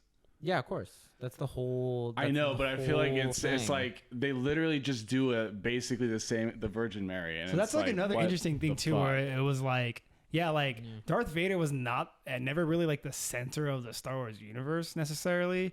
In the first trilogy, right? He was the Empire's muscle, but he wasn't like space Jesus. No, Oh, yeah. he So was I- never any chosen one. He was just like a tough guy. So I for think the it would have Emperor. been like a lot of The people have main said this bad. before. It's a very common talking point, but like it would have been more interesting if you just showed the Clone Wars play out over time and have Anakin Skywalker be like a very Cool. important character, Yeah. but not like the only important character. Yeah, you never see him like and he's that. just like a Jedi, kind of just going through the things, and you see some shit happen to him that makes him start questioning the Jedi. Yeah, like it happens in real history, right? That Like, Yeah. would be there's always very like cool. someone that like gets wrapped up in like history's like wave, and just like there's always just one person, like podcast favorite Hitler, right? Just one guy that gets wrapped up in history and just comes to the Guys, top. now and this like is the origins of his podcasting. childhood like catch up to him, right? Like at some point, right? And it corrupts him or whatever, or something, something. you know. And it's But like, no, because George Lucas isn't smart enough for that. Yeah, I mean, it's you- like you he just go doesn't- from- you he go doesn't from- care that much. You go from no to like post when people give a fuck about people with lightsabers. Like, do you know how tasteless that is to have the mom just straight up be like,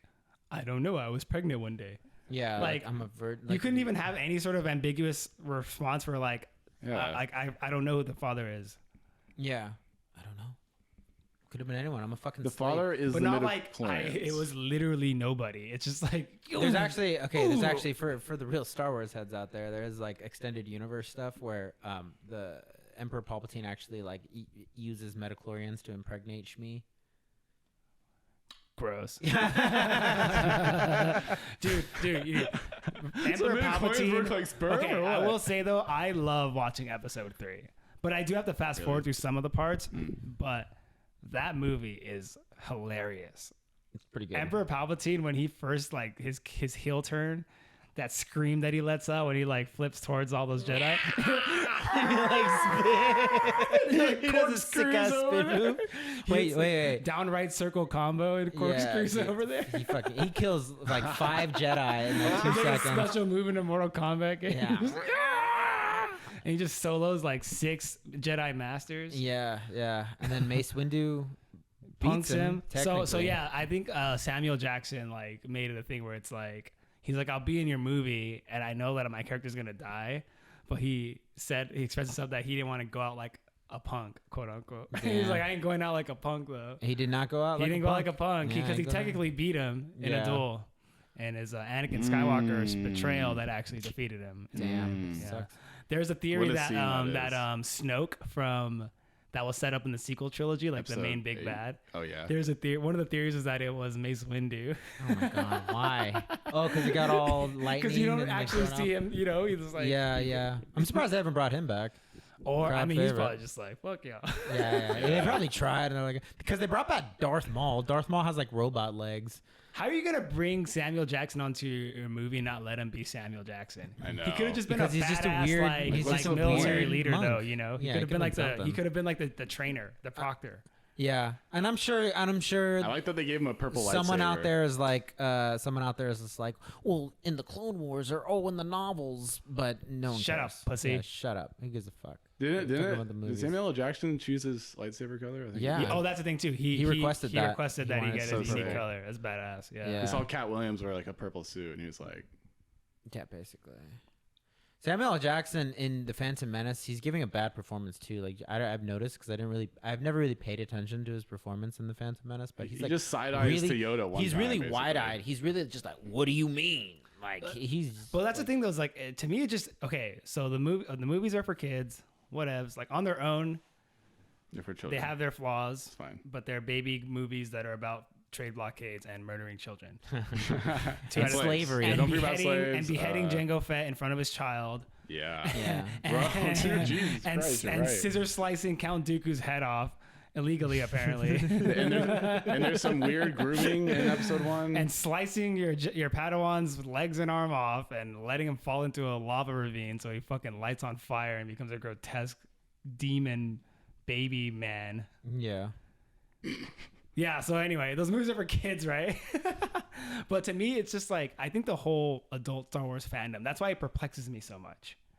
Because I think that falls in line with like being a Disney adult, as being like a big Star Wars person, like at our age. You know what I'm Disney saying? adults Like people who are buy the merch and they weird wear all this people. stuff and they really, like they unironically love like the new Star Wars movies. Yes. They watch like fucking Obi-Wan and like say nice things about it on Reddit. They're like the Yeah. 2 people in the theater yesterday who were there, and if you laughed, they were probably a little bit annoyed. Yeah. People were annoyed at us because we were laughing in the movie theater, Just not a which lot, is but a admittedly couple. pretty rude, but like it's the We Phantom talked about Menace. this yesterday. It's like if It's you're like gonna go to the 25th anniversary of Episode 1, you know that this is culturally one of the most joked about movies in existence. So there are gonna be those people. it's on there. par with me watching Superbad in terms of how much I'm gonna laugh. Yeah, exactly. it's like oh, I'm sorry that like we're having more fun than you. Oh, by the way, like it really does speak to like the cultural impact that episode 1 did have. On our way into the theater, someone in full cosplay came out. Someone was fully dressed up like Princess Amidala. Like a whole family of people were dressed up like the characters in the Phantom Menace. A whole family. What, whole family. What were they all dressed up as? like Jabba the Hutt. Oh my god. Well, it's Daly City, so plenty of people have that physique. But Princess Amidala. Someone else was in like the little kid was like an R2D2 shirt. Great costumes, just wasted potential. Yeah, really great set. Wait, so Princess Amidala was like what, like painted her face? She white painted and her shit? face like full on, dude. It Oh was my God. incredible. I should have taken a picture with her. Wow. Like looking back, yeah, because I smiled at her when she came out. She smiled at me, and I'm like, "Yep, I'm going there. I'm right there." But with was you, it the bro." real Princess Amidala? No, shut up, Jacob. So there was like a wave, right? Like after the sequels came out and kind of fell flat on their face, there was sort of a wave of retrospective viewing of the prequels, and people were saying essentially, like, was the prequel trilogy better than we thought it was? Like, are these actually masterpieces? There's like this huge wave of like think pieces. that was of people basically saying, and it's like, no, they're both bad. No, Yeah, the for sequels different just reasons. lowered the bar, basically. So people were like, "Oh, maybe that is good," because the bar was lower. I think they're both just bad in different ways. Yeah, they're just uninteresting. Yeah. I think 7, 8, Well, and no, 9 that's the thing. Okay, are so like, much okay, worse. 1, 2, 3 are like. Granted, when I was consuming them the most, I was a child, so that's probably where it's coming from. But they're Yeah. at least interesting. There's some cool stuff going on, cool concepts, cool video games. Maybe it was because by the time how old were we in 2015? I was like 25, 20. I was 20, so we were like guys are- 22, 23-ish.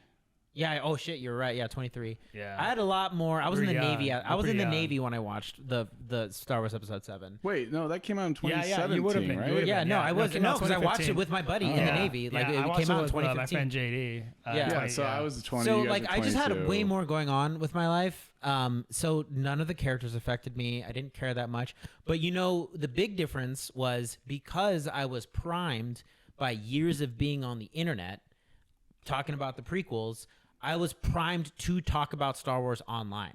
So my relationship with the sequel trilogy was just watching YouTubers, watching people like being on forums, on Reddit, on 4chan, talking about Star Wars and talking about those movies. I barely remember anything that happened in the movies, but I remember all the shit posting and all the memes that happened. It's just a complete shift in how I was consuming any sort of like content. And how I Wait, was do you engaging remember with any sort of like culture. episode 7 memes? Yeah, people talk shit about Well, Finn all the time. Give me an example of one of the memes. Like, are there any as well known as like the prequel ones? No. It's like memes isn't like people online just shitting on them. Oh, okay, Like, but there's not like now there are two of them. It's no, not like memes like not that. nearly as much. Yeah. It's crazy how like redundant episode 7 seems, story wise. It's But very redundant. but man, that movie's cool though. It's cool. You It's know, like, yeah, it's the a cool- visuals. It's basically like if they just remade Star Wars. Yeah. Yeah, 40 no, years they're later, cool, that's dude. cool. I remember, dude. Still, like, I rewatched 50. that. I rewatched that with Troy. I only got halfway through because he didn't like it, which is fair. It's Yo, kind of boring. shout out Troy. He's got good taste. Yeah, but like the scene where they're in Maz Kanata's cantina. That's basically just Mos Eisley Cantina Maz again. Kanata's Cantina. Nice Yeah. job on that. Yeah, That's I sick.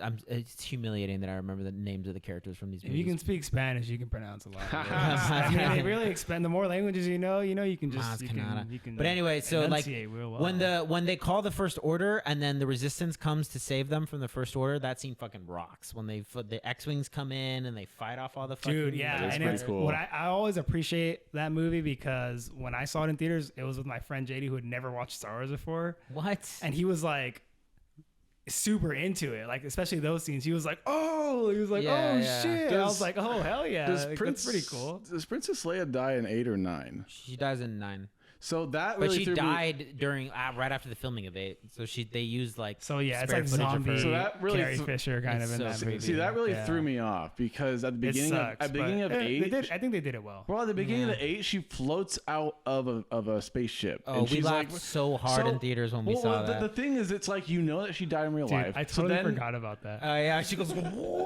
It's just so. They blow her out of the spaceship, But I think that's and she an- just floats like this. I think it's an extremely poor taste that she died pretty much right before that movie came out. No. She died. She died after that movie came out. She died. Yeah, she before survives 9. getting blown out of the space. Yeah, she survived. no, I mean in real life. What? When did she die in real life? She died. She died before 9 came out, but after 8 came out. Really? So she was alive during that. Dude, entire that movie, scene yeah. where she flies through Oh, space, okay, never mind. I don't think that's one of the hardest I've ever laughed in my life. Like Yeah, I it was we were really all funny. it was just like all of us at the same time were just like, what? Like, Yeah. I mean, we were also all on acid, like watching Carrie Fisher float through space, and like we laughed so hard. People in couldn't the stop, theater yeah. told us to shh. Yeah, because it for was a like long right when time. they We couldn't were stop. We like, just couldn't stop yeah, laughing. dude. It Just was like, dude, tell the director to stop making me laugh, bro. because it's just she like flies these things. And then Nathan afterwards is like, he's like, yeah, that you were halfway expecting her to start going up to the Star Destroyers and just blowing them up with the Force. Just mowing down. Yeah, that movie's dumb. That was so They're all off dumb. the wall. Like shooting like a laser from her hand. Hey, Yeah. You know, there's a cool part in episode 8 though where they're like Kylo Ren and Rey are fighting like those royal guards. But they're fighting too many at once, so a bunch of them end up just standing around, they're waiting for their turn. Yeah, but there's like that's another scene. When I first watched it, I was like, "Oh, this is so cool." Me too. And then you watch it a second time, you're like, "Wait, they're just chilling." Like it's just like but poorly it is badass choreographed. though, where Really? like she snipes one of them by like turning on the lightsaber in its face, because you've always thought about that, you know? Yeah. It's like it felt like very gratifying to see like a new use. She of held that. it up and just She pressed kind of it? like turns it on while it's like facing one of the guards, so it like when it lights up, it blasts a hole in him. Basically. Yeah. See, that was the one was pretty opportunity sick. that I think the sequel trilogy could have had was like, okay, yeah, maybe the first one is just like the cycle repeats again, right? We're going right back to it, right? There's always going to be a resistance. There's always going to be Sith. There's always going to be Jedi. The only interesting thing the trilogy could have done is, oh, what if we break the cycle? What if Rey and Kylo Ren, to your point earlier, came together and made a new thing? And like it's like a Hegelian like synthesis. Like it's a rejection of past order and creating a new thing. But instead, it just devolves into people shooting lasers at each other. What they can do is I think they could have done like the Godfather 2 approach, where you don't waste fucking Mark Hamill's time. Yeah. Where you do like you cross cut between the past, where you show kind of like his missed teachings or whatever, where Kylo Ren goes wrong, right? Yeah. Like a younger Kylo Ren, you cross cut that with what's going on. Yes, that would have been Like the actually non-casino parts that do nothing basically. Yeah. Cross cut that basically. with what we're talking No, about. but that's too intricate for Star Wars. It needs to be. But It's yeah, for bro, babies. break Like the it needs to be mold. spelled out for babies. I mean, I like that what would be they were tight, though. trying It to would do. I just Yeah. think I'd be more interested in seeing like the fall of like Luke's reestablished Jedi Order. That would've Personally, been- you know what I yeah. mean? Like at least have some aspect of that. Like have that be the first one, and then the Something. second one is like you kind of slowly build back. But up. dude, that's I the don't thing. know. Like you don't see like going back to that movie because again, I watched a little bit of it not too long ago. You don't see the world made anew. You don't see what the New Republic looks like. Yeah. You don't see what this new order that was created even looks like. That sucks. It sucks. Yeah, there's like nothing. blue All you balls. see is the First Order, and it's literally just a repeat of all the same beats from like a New Hope. And your idea of like the First Order being like the rebels is cool if they're like the scrappy upstart, but they come to power so fast. Yeah. like They have a scale so- fucking they have a planet that they've turned into a weapon that can blow up like 10 planets at once.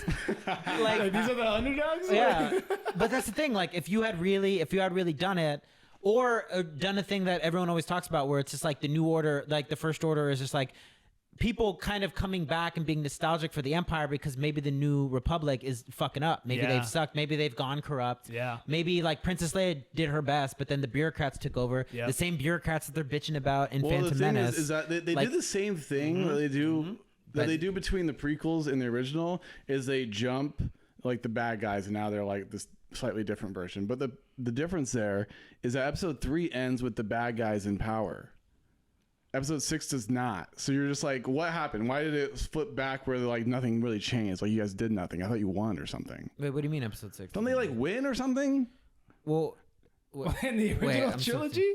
yeah, they win in the Yeah. original trilogy. Yeah, Yes, of course they it's- win in the original Right. trilogy. So what I'm saying yeah. is that then in 7, like it's just back to like someone being like having taken over. So that jump in time. No, that's you literally can't- what I just yeah, said, Jacob. you- That's oh, literally what I sorry. just said. we don't get to see the fucking world that they made. No, but yeah. So I Cut heard. this. No, I'm just kidding. I heard that. What I was saying is that they do the same thing between 3 and 4, but it's fine because there's no shift. It's just them being bad for a long time, and you just skip over. But it's not like they weren't in power at the end of 3.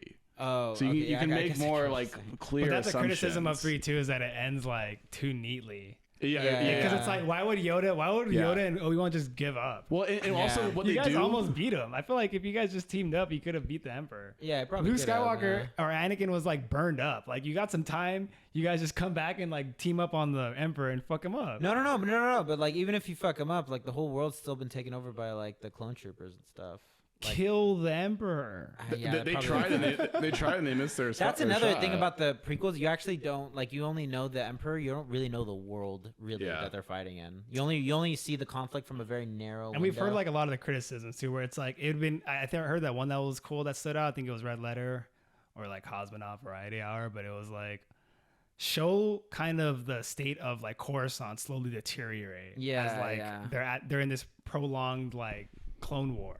But you don't see anything about the actual Clone Wars. No, you don't see it affect like regular people. Also, Coruscant looked like shit in the true. Phantom Menace. I didn't enjoy that at all. It's so sterile, man. Yeah, it's a just, very like, sterile, really. weird. But like when you compare it, because you can compare it to like look at Blade Runner. Look at what like future Los Angeles looks like in Blade Runner. It's basically the same thing. Yeah, it's basically he just basically ripped off Ridley Scott, and he also rips off Ridley Scott when he does the whole Gladiator thing in fucking episode 2 too.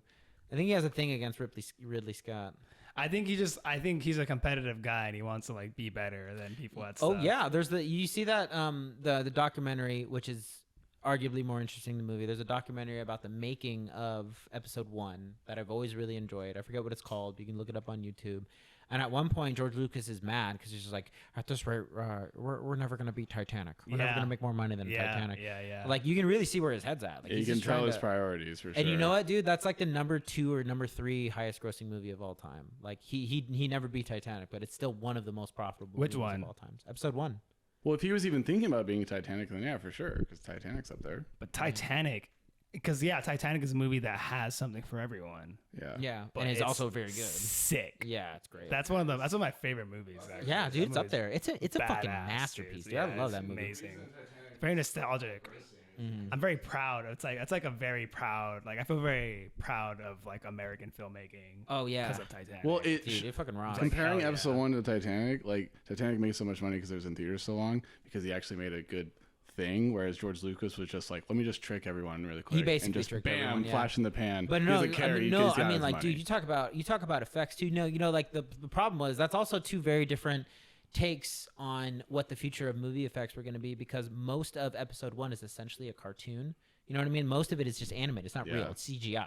All the fucking robots. Yeah, all of it. Like all of a lot of the performances, a lot of not just like effects. Like a central performance of the movie is done by Jar Jar Binks, who's just completely animated. Who's basically whereas Roger Chewbacca and who's the other comedic relief? C-3PO. They were real. Actually there. But then you look at like you talk about effects.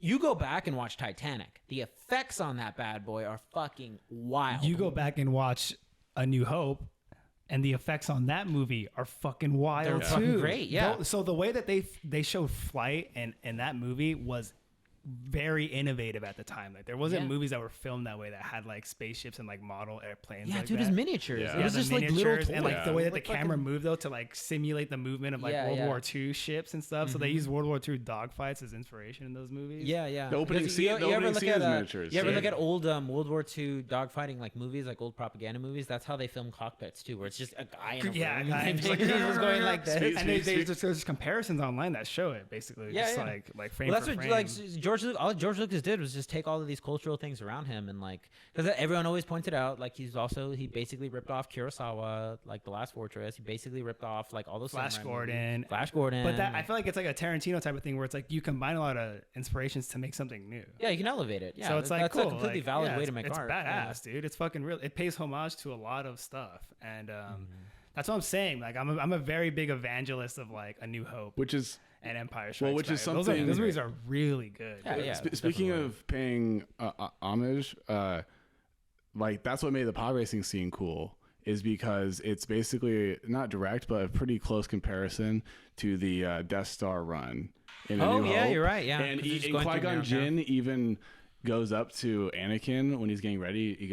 He says something along the lines of like, use the Force. Yeah, And then obviously Obi-Wan says, use the Force, Luke. yeah. And it's shot the same way. And yeah, that's the only part of the prequels that kind of seems like anything in the first trilogy is the pod racing scene. This is very, very bad.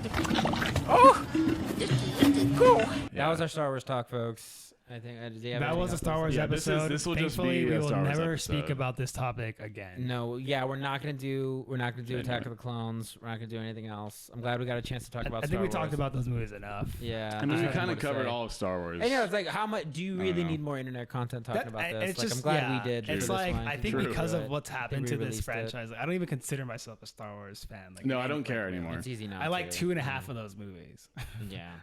I just yeah, once Disney just no, like, dude, honestly, like that's the thing. Like, we should have seen it coming because the whole last half of Return of the Jedi is it's in the same sort of like mold of the Phantom Menace. Yeah, if you think about it, because it's very childish. Yeah, it's very childish, and it's also very boring. Wait, Return of the Jedi? Yeah, yeah. The last chunk of Return of the Jedi, is boring. Bro, there's little teddy bears like taking out stormtroopers. So the thing is, like, yeah, that part's boring, but they cross cut between that and the throne room scene, which is cool, badass. And John Williams' score pops off. It's really cool to see like Luke Skywalker, who's been struggling with like his feelings and his emotions with his father, get taunted. Like Vader's like, oh, if I can't fucking convert you, I'm gonna convert Leia, your sister. Yeah. And Luke loses it, right? And he submits to his anger and he starts fucking wailing on this guy. And he finally breaks. He's like beats him into submission. It's like a savage fight, right? It's not a choreographed, like beautiful,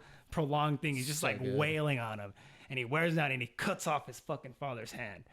And he's like, oh yeah, he defeats Darth Vader, right? Just by being angry, submitting to his anger. And Palpatine is there just like, yeah, that's right. Exactly. I'm right. When you give into your anger, if you become a Sith, you'll be stronger, blah, blah, blah. So it's pretty cool that he's just like, he's kind of right, rhetorically, right? And Luke kind of looks at his own hand and he sees his robot hand that his dad cut off. And he's like, I'm becoming like my father, right? Yeah, basically. So he makes this decision to be, he like defies the Emperor. And he's like, you know what? No, I'm not going to give in. And then the Emperor shocks him and then Darth Vader saves him, right? Yeah. That part's really fucking cool because it's like the actual intended like cap of the story that was like that was always sort of there. It is really cool. It just sucks that like he didn't kill Han Solo, so they needed something for him to do. Yeah. No, he just stands there. He just stands at the fucking door for 40 minutes of that movie. He's just in that bunker. Like, he doesn't do anything. It's like, right. Yeah, so it's not terrible, but as Nathan was saying, you can see it going you can that see way. It, you can see it going off the rails. Right, you can see it like losing. It's so wacky. It's sort of it's so wacky. You can see it losing the spark. It's like Rambo. Yeah. They like and that's like the racial coding thing because like the what are they called, the Ewoks or the Viet they're like Cong? Basically like the Vietnamese. They're like the Vietnamese. Dude, they're using booby traps against the big bad military. Yeah. And they're like, they're literally using like the same traps, dude. I remember I went to like a war museum in Vietnam, and you can like see some of like the traps that they made and stuff. Yeah, and like the holes and stuff. It's like okay, one shit we shouldn't have been there, but I can't help but have empathy for any of the American GIs who died a Looney Tunes ass death in Vietnam. Yeah, like they just fell into a spike pit. Hey, well, like, God damn it! They drafted your ass. They drafted your ass from Kansas. You had no idea why we're in this war, and then you die via a Looney Tunes spike trap. A wall of spikes just slam right into you. Just damn, that's gotta fucking blow, man. That's gotta fucking. Hey, at least the Empire didn't napalm them, you know? Yeah, and it puts it into perspective because the worst thing we had to deal with at that age is how bad the Phantom Menace was, and then like how bad like the prequels turned out to be. Damn, I feel bad now. Wait, no, that actually reference. Suck, bro. The reference doesn't make sense man. because we were children. Our generation has gotten shit on so bad. We were just like consumerists our whole lives. And then now we don't even get anything for it. No, we don't. No, our whole culture turned into consumerism, and then now we're just like like we always talk about on this podcast. Now we're just watching Jordan Peterson videos. There's so many barriers. No, there's just so many barriers that like older people have been put into place to like preserve their wealth and make it harder for like anyone who's young now to like. Jordan Peterson, what is your opinion of Star Wars? What is it? What's the impact on culture it has? When you look at the Queen, that's femininity. That's chaos. Jar Jar Binks is. He's the dragon. He's going into the planet core, and he's saving himself, bucko. And boy, oh boy, it's not easy. You see droids, and they start shooting at you. And then you find out that, wow, okay, we're going to leave one of the Jedi on the ship, and he's not going to help at all. And then we got a pod race, bucko, and boy, oh, you're a slave still. Wait. So you're saying that Obi-Wan went to Tatooine? Jamie, can you look that up for us? What's your opinion on Anakin Skywalker building a protocol droid in his bedroom? A mass-produced protocol droid. If you think, we're all looking for answers. We're all looking for truth. He built the protocol droid to find the truth. What do you think? What do you think about the fact that Qui-Gon Jinn, even though he's very like monkish and like whatever, he didn't want to free the slaves? Oh man, everyone thinks we want to stop slavery, but how are you going to do it? What's he going to do? Is he going to kill all the slave masters? And then what are they going to do with the planet? Who's gonna run the stores? Who's gonna do the pod races, Bucko? Oh man, people think it's simple, but then you get into the situation and you don't know how to act. So Jordan Peterson, are you saying Dude, I don't want to do this anymore. if they got rid of slavery on Tatooine, you're saying the minimum wage would have to go up, and then inflation would. Oh my god, dude, Jordan Peterson's great. Oh man, yeah, it'd be interesting to see what Jordan Peterson really had to say. I just hope Star Wars is over. That's not, man. They literally just came out. I guess I just ignore it. Yeah, you were just. I tried to watch. No, what was the last Star Wars thing that came out? They made a show about the co-lead of the Rogue One movie. Yeah. Yeah. But apparently that's the best one. Have you seen Rogue One? Did you like that movie? Yeah, of course. Rogue One was cool. The ending scene where Darth Vader stupid. is like a horror movie. That movie is like Star Wars fan fiction. It's pretty tight. You know, it's I actually just skipped to the last third. It's actually it's what's funny too. It's the last Star Wars movie before Disney bought it too. What? Yeah, that's not Disney. There's some merit in that. Yeah. Dude, so George Lucas, I feel like there's like the narrative that he pulled the biggest fuck you to his fans. It's not Disney? Wait, It's definitely Disney, bro. no, I'm pretty sure. Came out between 7 and 8, no? Yeah, when did that shit come out? It definitely is so. Disney, bro. Because Oh, they're the it ones is? that like started up again. Although that movie is cool because it's the Star Wars movie that makes the Force mostly like a religion, basically. Like, no. Oh, yeah. No, those two Chinese It's just guys. this is different. Like all the characters in it, they survive just as long as the Force needs them. It makes it all like very spiritual and shit. You guys gotta watch the first movies, dude. They're the same way. Like Obi-Wan Kenobi's just like this weird guy. He's like the Force guides me, and then Han Solo's just like, what the fuck? Yeah, you're right. I guess it's kind of just more in your face. When in Luke's Rogue One. training, like Yeah, he's doing like his Jedi training, he's like, Yeah. use the Force, Luke, to fill it out, and Han Solo's just like, all right, like what are you talking like, about? "Oh, He's it's just, kinda like, black." knocking around, Shut yeah. up, fool. Oh, okay, again, another dumb prequel nitpick, but like they're not that far away from the Clone Wars. It's only been like 19 years. Like everyone is gonna remember that there were Jedi, and there was like literally people doing like bat flips and like using like lightsabers to kill droids. Like everyone did, like they would have remembered that. That was a Well, thing. hold on. Do you think the Empire Yep. tried to get rid of any references to the Jedi? Kind of like Stalin. Yeah, but I mean, I guess. But see, that's me doing George Lucas favors by writing this in for him. Like he didn't explicitly say that it. was like how yesterday I said Yeah, like exactly. Yeah. I'm glad. Don't let this fool get away with that shit. That's what the man babies do. They like fill in the blanks for him. Like shut up! Like you're supposed. This is your movie. Write Yeah, it. Write it. bitch. Yeah, Man, like you. I tried to make the Stupid. excuse. I tried to make the excuse that midichlorians are never brought up again because that was like Qui-Gon Jinn's thing. Which in hindsight No, is not. it's just a in stupid hindsight, app. it's not true because he uploads the blood sample and then Obi-Wan is like, "Oh, his midichlorians are really high," so they have like technology for it. Yeah. So that actually doesn't They have make a any means sense. of seeing them. Yeah. It's His stupid. power It's level, stupid. the Jedi power level, they ruined the Force forever by doing that. It's over 20,000. Man. Or whatever. Man, I'm gonna watch. I feel like I'm like after this, I'm gonna watch The Empire Strikes Back because I Yeah. love Do Yoda. Star Wars Yoda and plans. Empire Strikes Back is really cool. I'll try spinning. That's a good trick. Meanwhile, yeah, Hey, guys, he's not wrong. Yeah, that is that's a good great trick. Yeah. Yoda's all like, the Force surrounds us, it binds us. It's just like He's oh, forcing man, him this onto one the was on this- service ramp. Oh damn. Judge me by my size, do you? I love episode. Which one is it where Yoda's all like fucking weird and shit?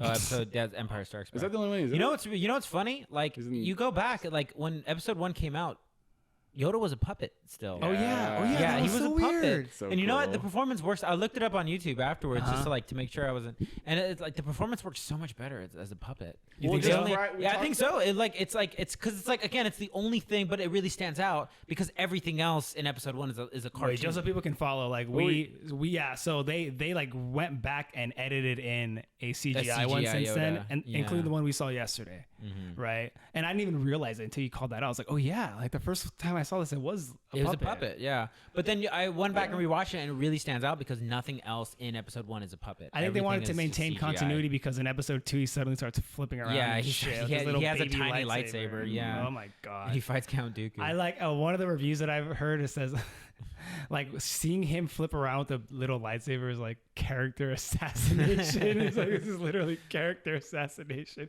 And then there's a line in episode 2 where he says, point all your starships towards the enemy base. And it's like, and it's like those are words that this character should never say in Star Wars. He didn't even say it the right way. Why is all of a sudden does he not talk like Yoda when he's like commanding a battle? It's like, why is this one military commander? Yeah, It doesn't make sense. His whole spiel is that like the force is beyond the physical. Yeah. And then they just made him a military. Wait, hold on. So the movie yesterday, was Yoda a puppet or not? In the when The one that episode we one just- first came out, like in theaters, Yoda was a puppet. But then upon re-release, they made Yoda a CGI character. I did not yesterday. know that. Wow. Yeah. He was a puppet in the first time. I gotta find the puppet one. Yeah, it really sticks out like a sore Did thumb. they brought back a puppet for episode 8, right? When he talks to Luke. Yeah, That was a cute scene. it was a cute scene. But like, yeah. I think we talked about this before. text. the sacred Jedi text. Page turners, they were not. Yoda says page turners.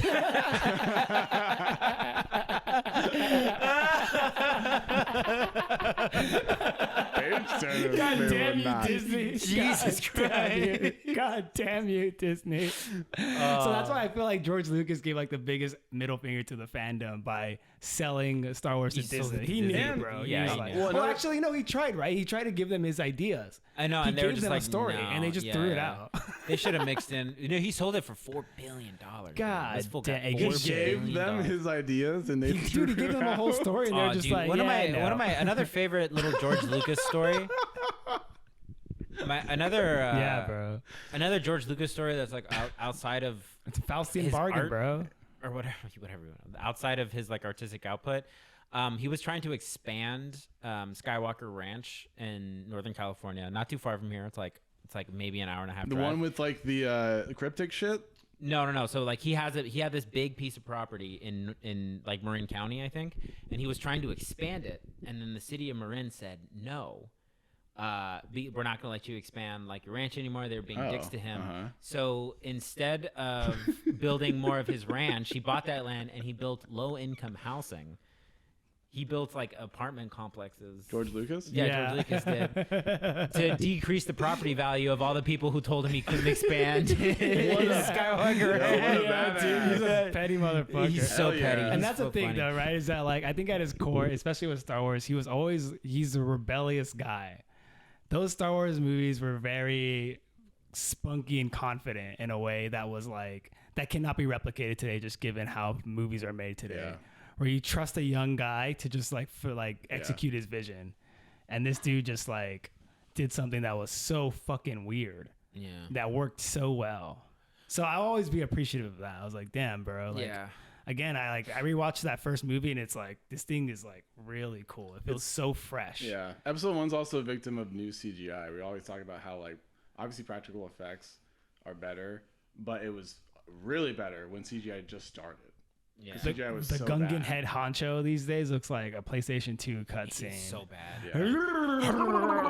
I like how he his Very bad. function in the movie is basically like a video game where they just go to him and ask him for something and he says, okay. And he gives them that thing. Yeah.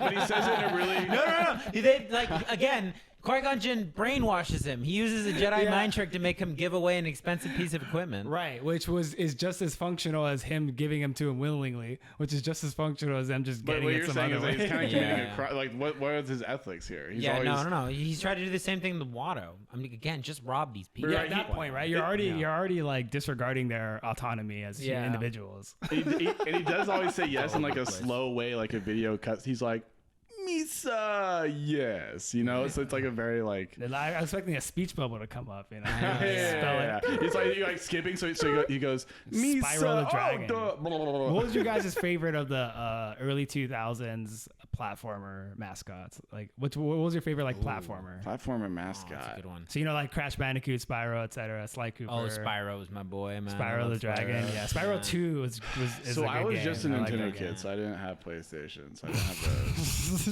I feel like Jacob's upbringing with PlayStation was probably too edgy. That was their niche, though, right? real? Was that the PlayStation was cool? It was, Yeah, yeah, my it was parents- cooler. It was my edgy. parents, Those games are cool. You know, they did Yeah. get us Nintendo, but they would only get us Nintendo. Yeah, because Nintendo was more child coded. Yeah. I guess. Yeah. Meanwhile, PlayStation had Gex.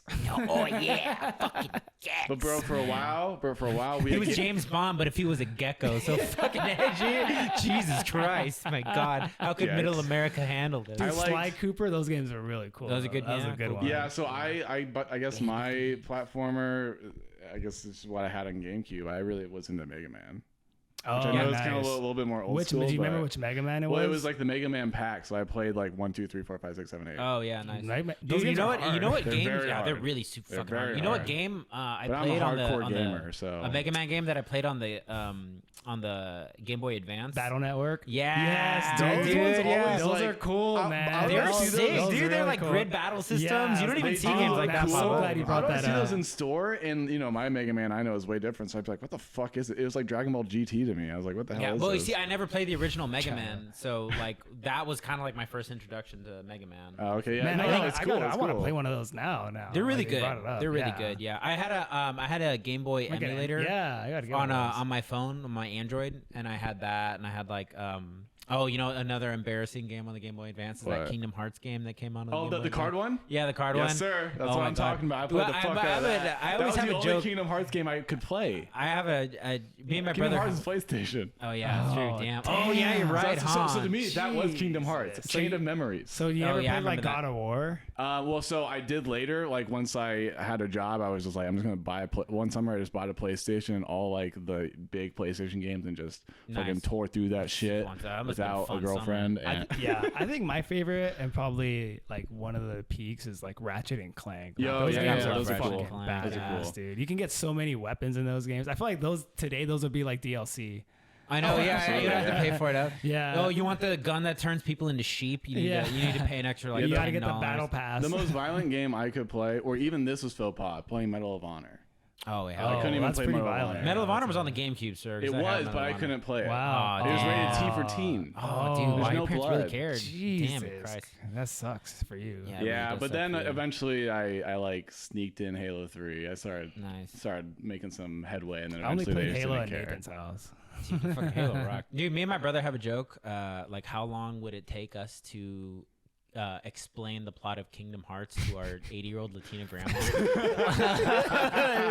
No, es Disney. No, es Mickey Mouse, pero es el rey de todo el universo. Y esta es Sora. Y you have to explain that And then Donald Duck is a wizard.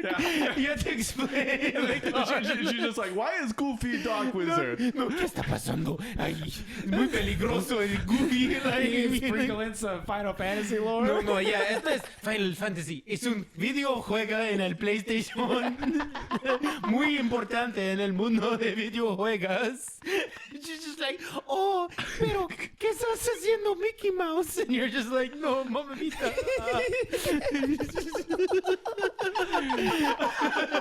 And they had big key swords. Like, what was that joke that we had where it was like we're gonna record an audiobook of a Haitian man reads Star Wars? Oh, yeah. A Haitian immigrant explains Star Wars. But he doesn't have the strongest grasp on English. He doesn't have the songs yet, but he's trying to explain to you. This is an audiobook of him, like explaining what happens in the movie Star Wars. Oh man. Yeah, that's another one of those things you look back like you can't believe you took Kingdom Hearts seriously. I never did. I always thought that shit was whack. But I was raised in the hood. I thought their big shoes were cool. I thought Def Jam Vendetta was pretty cool though. Oh my god, the Def Jam game. NFL Street 2. Oh yeah, you know what I was thinking? Papa Like, the Rapper. hey, there's a lot going on the with gas. this. Step on the gas. Step on the gas. Step on the gas. That game is so good. One thing, like what I was thinking on the drive here, because I was going over all the rappy stuff. I'm like, man, like a lot of Drake saying a lot, Kendrick saying a lot, but like, has anyone checked in on Macklemore? Like, what's Macklemore's take on the situation? I want Macklemore to like come out with this song, inject himself. I don't know if Drake's a pedophile, but I thought I was gay. Yeah, I was gonna say Macklemore's still thinking about how he was gay in the 3rd grade. Yeah, I'm so confused out here. Yeah. Just like when I thought I was gay. It's so confusing, man. Kendrick should have gotten my award. I'm gonna screenshot it and post it on Instagram. Damn. That's crazy. That's probably not even true. I don't know. He got a Grammy for best hip hop album. Oh, I remember that. Yeah. Macklemore. Over to Pimp a Butterfly. That's pretty funny. Isn't that, that is insane. You know and what then he apologized history. for it. Oh yeah. But history looks back. Like you look back on it. They're vindicated because you can go up to most people and they'll be like, "Hey, remember the thrift store song?" And they're just like, "I'm going in my pocket." And then like you go up to a random person in the street and you're like, "Hey, name 2 tracks off of To Kill a Butterfly." And they're gonna be like, The most famous song. To Pimp a Butterfly. The most famous part of that thrift store song is not sung by Macklemore. Oh, what? Yeah, Isn't it Ryan Lewis? Yeah. Isn't it his counterpart? Dude, people heard that in 2013 and were like, whoa. 2015? I don't even know what Bought a year. broken keyboard. I had a broken keyboard. And everyone's like, damn. oh. Yeah. Yeah, what are some of those bars in hindsight? It's like, what the fuck was he saying? That's 50K dude. for a t-shirt.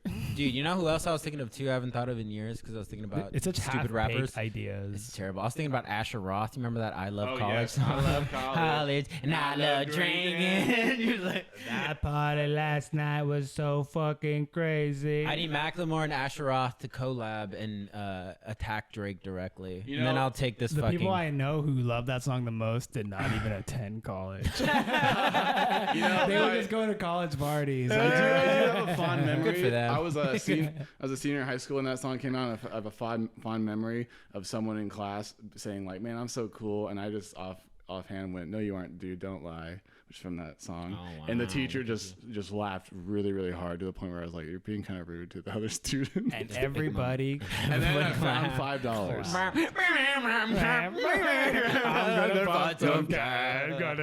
Oh man! Speaking of what a clown. yeah, Dude, so terrible. yo, hold on. About 90% of the first like block of lyrics in Thrift Shop are the word "what." What? What? Yeah. What? Oh, ow. I'm gonna. Oh, he's only got. Now I walk into the club like, "What up? I got a big cock." Oh man.